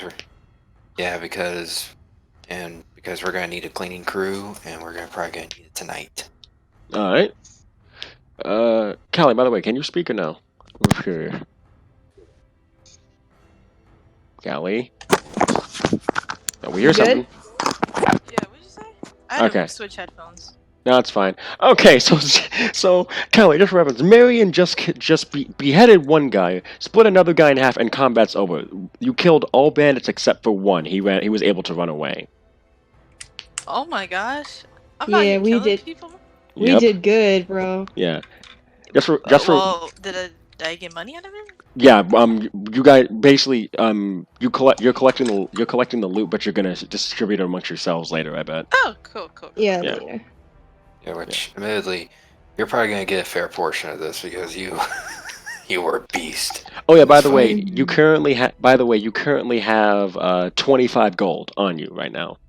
Cool. You start out with what, 10? You started out with. You started out with. No, actually, you started out with 5, I think, because you were an urchin. Oh, So you earned 20 gold today. wow. You made I got bank. 5 from someone. Hope I can can't keep it remember. up. Yeah. Oh, When I'm right, here. carrying the silver. So what are we doing right now? So basically, you guys are finishing up the fight, and Alston said that you might want to go talk to Zaggy, your boss, to let him know that you guys are going to need a cleanup crew for the fight you just had. Yeah. Could you- Also, we need to get their debt for him too. Yeah, you're collecting loans from some people that didn't pay your group. Yeah. I see. Yeah. And these people in particular were being like held hostage by other dudes who wanted to get money, like Onyx Yeah. Mhm. or something. Yeah. For reference, that letter it says make that letter it says boss says that new Onyx recruit showing up soon. Probably gonna try and hit up trade post. Make sure they learn that night has fallen on Boston. And by the way, it's not night like the time of day. It's night as an NITE. NIT. They don't know how to spell. Night. Night. Alright. Oh, Alright. okay. Oh God, this store's gonna need a real bad cleanup. He says as he looks around. What the hell was that anyway? I thought you guys were supposed to protect us. Where'd these guys come from? You haven't talked to us in weeks. How are we supposed to know you were being held up? I mean, we just got here to collect the debt in the first place. We were offered protection. You guys are supposed to watch our store all the time, but then these guys waltz in like they own the place and threaten us. Yo. Hmm. Short answer. There's been some movement in the Greater Onyx network. There's been a gap. We're trying to fill it. God damn it! Just take Cool it. Veneer. Cool it. Veneer takes out this pouch of like 20 gold and says, "They took the other 100, so I guess this is all you're getting." Can I roll intimidation for more? Roll. Alston will I slap think that's- Ugus on the chest. Oh. Talk to Zygot. I Okay. think we can make this one bounce here. Besides, we do have the loot money. We might as well use that, or I don't know. Or would we? Oh. You know, we fought for the loot money. I think, unless Baron is going to be Oh wait, pitching in shit! I later. just realized 153 silver pieces is probably not enough. Still, No, it's not 100 Nope. gold. It's 15 Yeah, gold that's not pieces. yeah, that's 15. That's Yeah. about 15 and a half gold pieces. Yep, it's... So yeah, definitely not enough Alright. to cover him, but it's Alright, so- whatever. They were held hostage. Yeah, the total loot that we got was 153 silver pieces and 15 copper. All right. So with that, what would your group like to do? I The guess we next should one. tell Zaggy first, and then we can do the other ones. I don't know. Unless you Oh, guys yeah. just want to do the other people first. Well, I would rather make it less disappointing when we show up with only 20 gold from them. And I mean, it's gonna be disappointing either way, I think. yeah, Yeah. I mean, we Alston could will... split up to try and get this done faster for the finishing up, because it shouldn't take the 3 of us to intimidate a shop owner if need be. Yeah, you have a fence who works with Onyx personally, and then you have a tavern owner who sometimes rents out the place to Onyx. Alright, they don't seem like negative people to us, or towards us. I guess we can do Okay. them first, yeah. Can I do the end personally? I'm gonna be working out of there, so Sure. Kind of want good relations. Mm. But real quick, Yeah, I'd like to. I mean, if I'd you like to go with Alston. All right. yeah, So real quick, Marion and Real- Odette. Yeah. real quick. Austin, like he holds his jacket, like um the clothes he has, his shirt and jacket. These are ripped. I The new need something costume to. he just got. Let me go. He looks at the shop owner. So you got a back room that's big enough for me? Yeah. Back here. You guys can leave Vault 20, by Alright. the way. We're not going to need it for the rest of the night, probably. Okay. Unless someone really upset someone by trying to spread their religion. I was hope to gonna say, God no one unless gets that glitter pissed. gold is. I just have to roll a natural 1 and then it's over. Oh my God. Yeah. Oh. About like 5 minutes later, Olsen comes out with his new costume. It's like, okay, alright. I'm ready to go. All right. So you guys head out. So all right. So Marion and Odette head to Pinvar's Exotic Goods. Would you guys like to? So who wants to go first? The gnome crew or the outsider crew? Yes, give me Oh, Yeah, Um, Callie and Roxy. Would you guys like to go Iffy. first or second? I don't mind. The gnome boys can go first. Yeah, I want to get a feel for it. All right. I can't be a gentleman tonight, so. All right. So, gnome boys, you guys walk into the tavern, and you see that it is hustling and bustling with activity. You see a few tables where they're running different games from what it looks like. Give me a second. Xanathar. You see that in one room in one side they have gambling. Some of them are playing cards or there's blackjack. By the way, what's that game by the way where you have to roll a 7 on your dice in order to win? Good question. Is it Lucky 7? Is it? I'm sorry. I should have planned. I don't know. I don't know what gin and rummy is. I think that's a card game. It might be Lucky Something. Yeah, I know. I don't know. Red Dwarf, crabs. Okay, Red Dwarf is something that I saw in an app game, so it's not really real. Crabs. Craps? Yeah, craps. It's not craps. Roulette. It's craps. Is it craps? Yeah, it's craps. Really? Called craps. Alright. I mean, I'm just saying that's what the game is called, not the. Oh no, I know Not that's the the name dice of the game. game. I was gonna say that's not rolling a 7 though. Yeah, I was just making. Yeah, Okay. I was just making sure it was pronounced correctly. I don't know. No, yeah, that's, we'll find out next time. But you see that there's some Three Dragons ante stuff like that. You also notice that there seems to be that there seems to be a side room where there seems to be pit fighting. Ooh. Okay. Wow. That sounds like a good place. That sounds like a good place for your barbarian friend to make some money. That sounds like Mm. a good place to Mhm. gamble my money on the barbarian friend and then bless him, and then just see him beat someone's head off. Yeah, see her beat someone's head off. Oh my god. Oh, Alston, jeez, Miriam. Alston looks at Ugh. I think this is gonna be our base.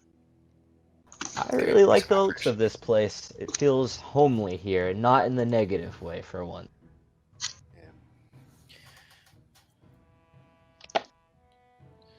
Alright. So, where's the owner? Speaking of the owner, you see a deep gnome standing at the bar, just kind of like wiping it down. Mm. Are there two empty I approach seats? him. Yeah, there are 2 empty seats what? right in front of her. Okay. Alstead's gonna take a seat right in front of I'll him. take a seat as well. Her. Welcome, boys. Name's Hiva Alabaster holder. Don't think I've seen you around here. I have not been around here before, but it's nice to see someone similar to me working through here. Oh, we're kind of in on business today. Yeah. What business you got? Well, just to get this out of the way first, Alstad, he He pulls out his Onyx badge and just keeps it close to his chest. Oh, Yeah, real quick, we just need to square up. I shouldn't even pay you in general, considering the fact that some people have been messing around in the back of have been messing around in the back of the tavern lately. But Do you have any idea who that might be? Yeah, I got we're no gonna need to know idea. about that. I don't know who they are. All I know is that they always destroy some boxes and stuff like that, and destroy some of my shipments. Well, Shipment all of- I know is we've been here for less than an entire day, and we've had to deal with an entire army of people, along with one of our customers mentioning something along those lines as well. Stuff going missing and stuff being broken. Oh, well, if you boys promise to deal with that for me, I'll be happy to pay. After all, it looks like you guys took a hell of a beating. She says as she looks you guys over. I still have damage, so Yep. yeah. And Alston looks like he's been through hell and back, even with the He was healing. on the verge of going to hell. Yeah, and she nods and says, "All right, here's your money," and she gives you guys 30 gold. Now, because this is an issue for you and we want this to be cleared up as quickly as possible, Mm-hmm. can you provide a description of what these gentlemen look like who's been destroying your crates and your shipments? She she starts thinking. She's like, "Oh, I did catch her. I was able to catch him one time, thankfully. I heard some noises, and I heard some noises, and this time I was able to get out back fast enough. These guys were, from what I noticed, these guys were all wearing like leather armor in a way. They were all bugbears." She says she snaps her Oh. fingers.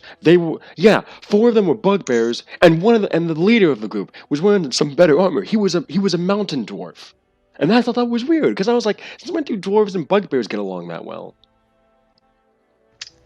So that is Mountain dwarf, you said? Yeah. peculiar. Okay. Ugh. Yeah. Wasn't the guys we just fought wearing leather armor mostly? I remember them wearing leather armor when I was running away from them and then peeking over the counter. Alright. But Did you catch I any also colors? remember them being dwarfs, Yep. as I speak the language, and that is clearly what I heard going down.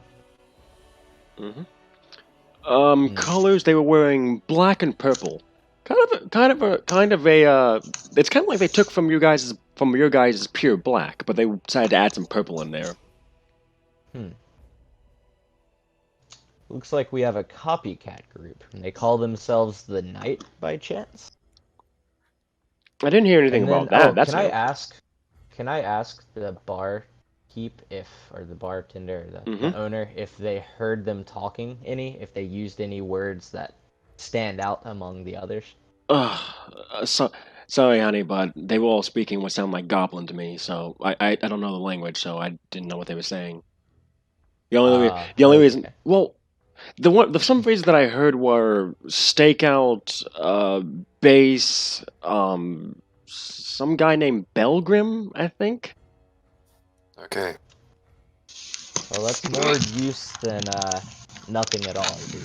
Yeah, yeah. Since Undercommon, since you know what I'm coming from. She says, looking at it, Ugus. You know how Undercommon has a bit of goblin in there.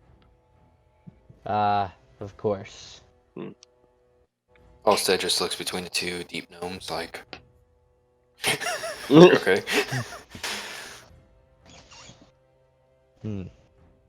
Well, any information helps, and we will definitely be on a lookout for you. Now that we're here, if it was to happen again, we should be right around the corner.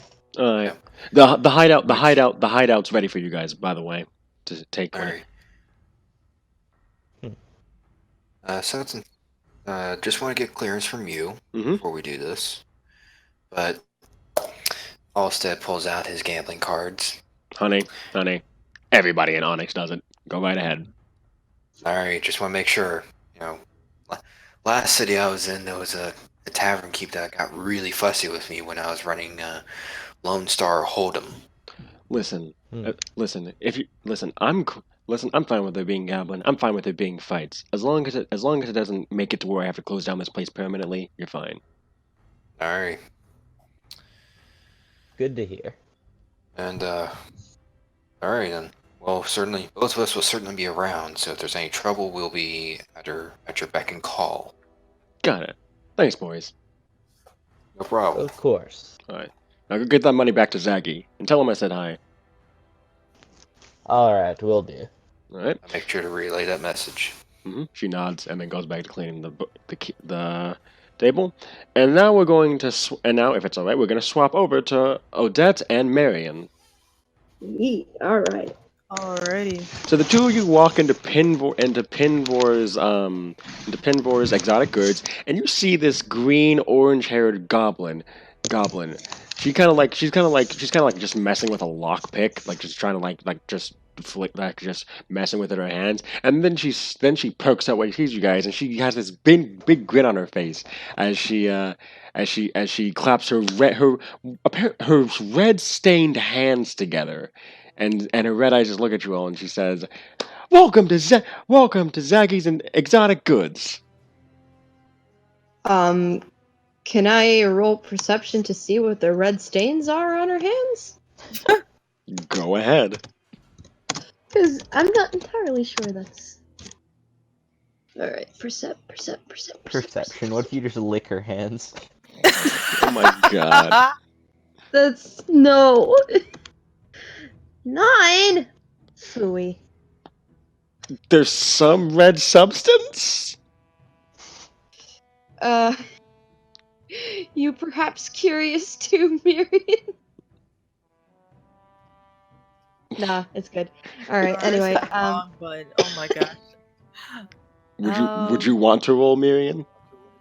Yeah, I'll roll. Alright, do you know how to... So, exclamation point roll... in the Adventures of Onyx rolling, I pinned the messages... I pinned the rolling command up at the top. I mean, in the pinned messages section in Adventures of Onyx rolling. So you're gonna do... Oh, I see. Yeah, roll 1d20 plus your perception modifier. and your perception modifier is on your character sheet.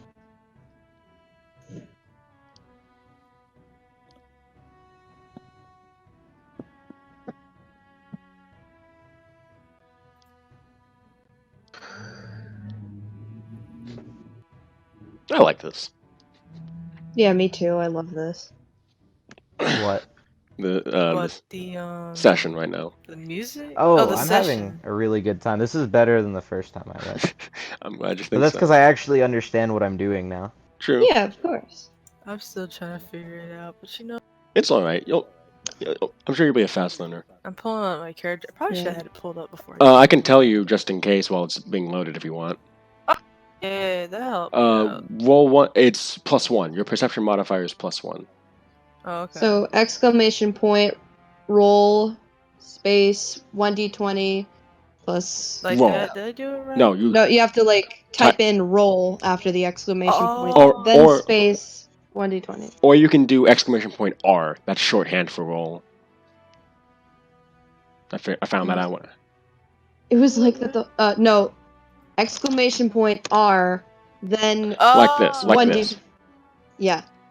Oh, Then yeah. then space 1d20 plus 1. Yeah. And just put a space after the 20 too. Yeah. I think it still counts. There we go. Nice. 17. Marion, from what you understand, looking at it, you realize that, stained red hands are usually a sign of specialness amongst goblin kind. So it's meant to make her stand out as a goblin amongst her people. It's basically like it's like if she was amongst a goblin tribe, she would be higher up in rank than other goblins because of those stained red hands. Oh. Oh wow. So she's not a murderer. No. That's good. Good. Yeah. It has, Do you tell me that? Yeah, I guess I'll let you know. Alright. Alright. Duly noted. Alright, so I walk up to the goblin girl and I just kind of I'm a little bit tired, but I'm still trying to be formal, so I flash my badge and And she, as soon as she sees her badge, you just see her dart underneath the desk, and she pulls out a stack of 150 gold. all right then. Oh? And she looks at you two and says, "Oh, you got anything? Got anything good you want to sell? That I would like to sell. Anything?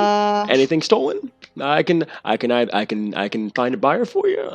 You can sell it to me, and I can pay you right now, or or I can make it legal so that way you can sell it to someone else. Up to you. My services to Onyx. Shit, what could I have stolen recently that I could give her? You haven't stolen anything recently, but basically her but that's your options now. Like you can buy oh, and then she says, "Oh, also I run a magic store up front, legally." All right. Yeah. So basically, Well, I don't. Hmm? Yeah. Yeah, go on ahead. I was gonna say, so she sells magic items legally, but illegally you can sell her illegal items that are stolen straight up, and she'll give you money for them. She can find a buyer for you so that way you can get money from them, or so that way you can go straight to them or have her do it for you, but she'd take a cut of the profit, or you can pay her to write up some documents to make it legal, so you can give it to someone else to make it look official. All right. Good. I'll just I'll take note of that, and then I'll just say I don't need anything in particular in the moment. Marion.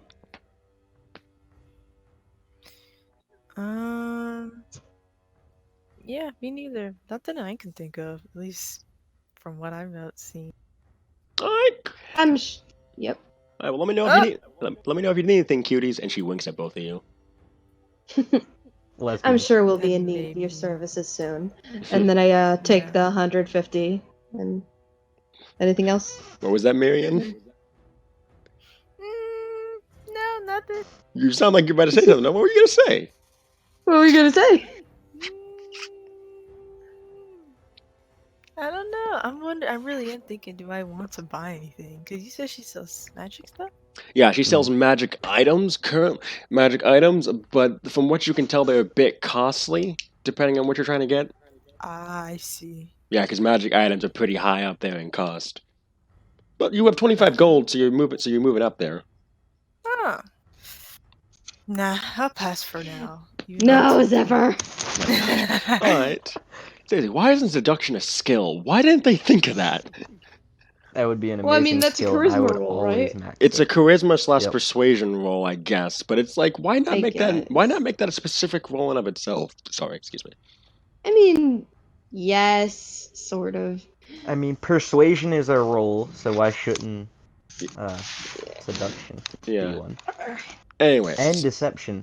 So yeah, I Prepare- guess we meet up with the others and go back to Zaggy. You guys meet back up, and you guys see that you both got your payment. Mm-hmm. So I'll let you discuss it amongst yourselves, if you guys want. We got it right up front pretty quickly. Yeah. Ours wasn't hard to come by, but we have a little more information on the people who might be barging in on our business. Good. We need to let Zaggy know everything we can about this night. Yeah, of course. Sounds like they have some bugbears working with them now. Bugbears. She doesn't say that with disgust. More like, curious a little bit. Peculiarity. Mm-hmm. Yeah, currently, near as we can tell, between the two of us, it looks like this rival organization is a copycat of some kind. Their uniforms are basically the same as ours. Ours are full black. Theirs are black with a little bit of purple thrown in. Question, like an actual question from out of thing. Is this purple dark purple, or is this purple, like, bright purple? You will not. Well, you don't know currently because you haven't seen it up front. Oh, that would have been a good question now that I think about it. Because if it's dark purple, then they're just copying us, and they're going to try and look like us. They weren't wearing purple armor in the store when we saw them? No, the leather armor doesn't have the pigment. Well, the leather armor has the black pigmentation to it. It's their clothes that have the main design. Okay. Clothes So underneath like, the armor. so like Dorada color gangs? Yeah, kind of. Glad you Understood. made that connection. Anyway, Yeah. but yeah, and so yeah, that's what you guys. So basically, so yeah, it seems like someone might be muscling in on your turf. Interesting. Hmm. Mm. Good to know. Yeah. So you guys head back to Zaggy, and as soon as you guys walk in, he looks up and then he's horrified. He's like, "What happened?" And he rushes. He's like, "You guys all right?" And he's like, "Come in." And he sits you guys down and he pulls out a med kit and starts checking up on. He checks up on Alston and Ugas first, since you two were the baddest. And he's like, "What the hell happened to you guys?" Well, Well, in the trading post, we ran into some rival. Shoot. Give me a sec. Yeah, rival members of a organization called Knight, you believe. Night. They basically They were basically squatting in the store, and they were holding our guys hostage. What? Baron and Veneer? Yes. Mhm. They the ones that did this to you guys? Yes, but we beat them Yeah. back quite well. Easily, kind of. Hmm. All of them dead, or? we need One of them somebody got to away, clean up the unfortunately. store. Give me a second. And then you see him whistle, and this raven comes over, and he speaks to it and says, "Peggy, clean up." And Marion, you recognize the name Peggy. Peggy is the mysterious owner of Blighttown. Oh. It's like the most rundown slum in all of southern Boston. You and your father lived there, actually. Lived there. Yeah. So you were technically under her protection because you lived there. Mm-hmm. So then he says, "Clean up, make sure it gets done." And then the raven caws in response and then just goes back on its perch. And you notice that its eyes are shining with this inky blackness to them. So yeah. Alright, what was I gonna say? Shit. But all of them dead? One of them got away, unfortunately. Damn. Well, as long as you guys are alright, we'll track them down later. And on another bad note, unfortunately, I think they stole some of what was the debt that the trade post owned. Owed us. How much? He looks at you guys. We were only able They to had- recover 20 gold, I believe. Was that it? How much? We Yeah. recovered 20, and they said that they had 100 left that was taken from them. Fuck! Every other store had the exact right amount, though. You see Zaggy just kind of like, he's finished patching the guys and his hands are shaking. He's like, and he motions, he's like, "Motherfucker!" And he smashes a fist down on the desk. He's like, "Oh my god. How the hell did this happen?" Yeah. Also, the tavern owner. Mm-hmm. Sounds someone's messing with her, and has caused some disruption with her loan. She was able to pay us back, but we made the promise that we will clean it up. We will clean up the situation behind her tavern. Someone's messing with It Eva? also More or less. sounded like the same people were messing with the weapons dealer. Shit. Alright. And we got in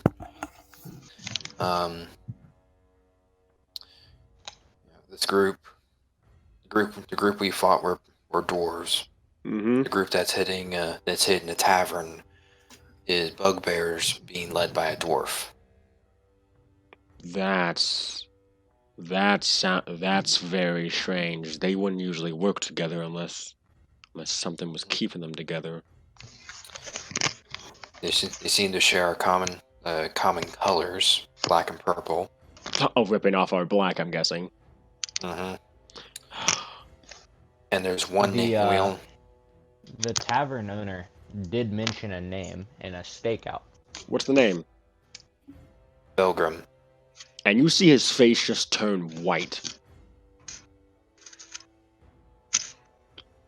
Who are they? Well, Belgrams are inside man in the Arcus mines. He lets us know when some new shipments, some new mines, when some new ore is being shipped out of there, just in case we need to protect it or anything.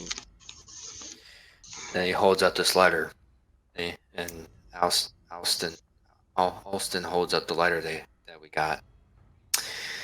And this letter might prove that. He takes the And hands letter. it over to him. He takes the letter and he looks at it and he says, "Stop the trade post.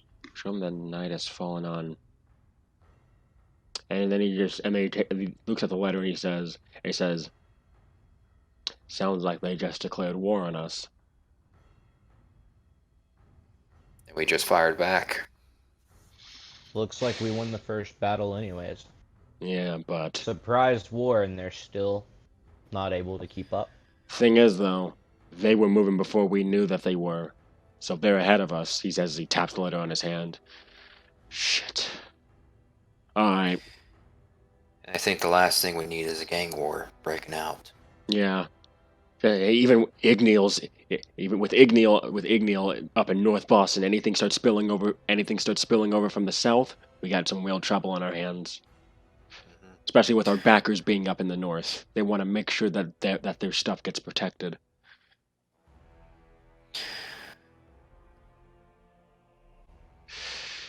And then he looks at you guys and says, "You guys did good work today." And then he hands each one of you guys 20 gold. First payment. I think I'm used to this. Thank you. I'm sorry this happened to you guys on your first day, but you guys did some good work. I want to let you guys know that right now. I'm gonna make sure the higher ups know that too. It's no trouble. And we'll be sure to make it to obliterate any more of these night threats. Good. Good. I'm gonna send a letter up to the big guys back in Willingdon, so that way they know what's going on. I'll see if I can get any orders from them. For right now, just keep your head down until we know more about this night. Until we know more about this night group. If you guys said that they're messing with some of our businesses, make sure that gets dealt with as soon as possible. We'll make an example out of them. Good. Understood. But that'll be later. For today, you guys did enough work. Head to the Golden Pixie and rest up. How much gold was that? I wasn't. You guys got 20 We got gold. 20 gold 20 gold each. Okay, so that. each. Yep. Yeah, each. Question: can I offer to give 1 gold to each of my friends as long as they are willing to donate half of it to a glitter gold statue? If you want.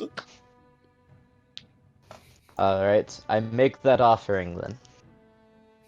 But they He's have saying- to accept it on their terms. He's saying he's gonna give me 1 if I donate 10 to glitter No. gold. No, he's saying No, I said he'll 1 give you if 1 gold if you donate. donate 5 silver to Glitter Gold. Oh. No. Glitter gold. Glitter Gold. It's his god. Garl It's Glitter his Gold. god. Glitter Gold is one of the patron gods of the gnomes. He's a lawful good trickster It's for god. It's for your luck, not mine. I'm just trying to help you out for the next fight you might get in. You know, I've She got is so some irritated. extra gold, I guess. Over here. I think I'll take you up on that offer. You get Alright. you have to pay 5 silver to a glitter gold Do I have statue. also? No, you'd have to. Actually, you guys did get a bunch of silver from the loot, so you guys are willing to Yeah. able to divvy that up amongst yourselves. Oh, another thing. Exactly, looks you guys. We got a new one coming in. We got a new one coming in soon. Miss the cart with you guys. Hmm. Name's Corey Kitsune. Charlatan. She does some pretty good work. I think you guys will like her. She perks up Alright. at charlatan. So, yep. Anyway, So wait, who all took the 1 gold for the 5 silver? I depends know on. I did. Yep. Did all I Wait, know? what? I wrote down the loot. Yeah. I know. I But, know. like, we Odette. can't really. I know Odette refused, and I know that I don't think Alston answered. Ah, Also say, I'll consider it. As he stands Okay. up and he pulls out his deck of gambling cards and like shakes it a little bit. Oh yeah. Now- Got nothing for you guys. And then he kind of like goes to a chest and he takes out some clothes, in fact, and he sets them down in front of all 4 of you. He sets it down on his desk. It's for all 4 of you, and it says, "Welcome to Onyx." And it's your Onyx outfits. Wonderful. Nice. Yes. he had a lot of faith that we'd all be alive at the end of that to have those clothes My, made. little dragon tail can fit. Yep, it can. Yeah, I think it was tailor made for each one of us. Yep, it was. Is it like How much does it weigh? Hmm? How much does it weigh? It doesn't weigh that. It weighs as much as common clothes. I don't know how much those weigh. 3. Yeah, so like 3 pounds, I think. Not that bad. Okay. Now is this like the samurai jacket and clothes from the Cyberpunk trailer? Or Yes! Yeah. You gave me that Alright. idea, so yes it is. also we'll look at the back the back of the shirt, the jacket with the Onyx emblem. Can we wear these openly by chance? No. Well, yeah, because we own this town, but be careful now since night's swinging around. Ignil, the northern guards might try to cause you some trouble, but they know not to do anything unless we do anything openly illegal. You're just a gentleman's club. Yep, that's exactly what we are, he says with a smirk. And as he takes a tug of his pipe.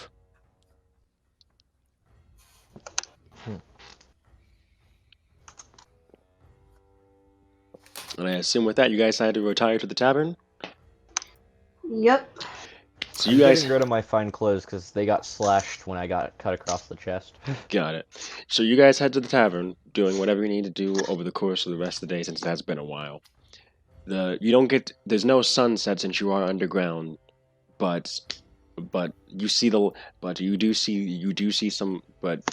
do feel tired eventually at the end of the day.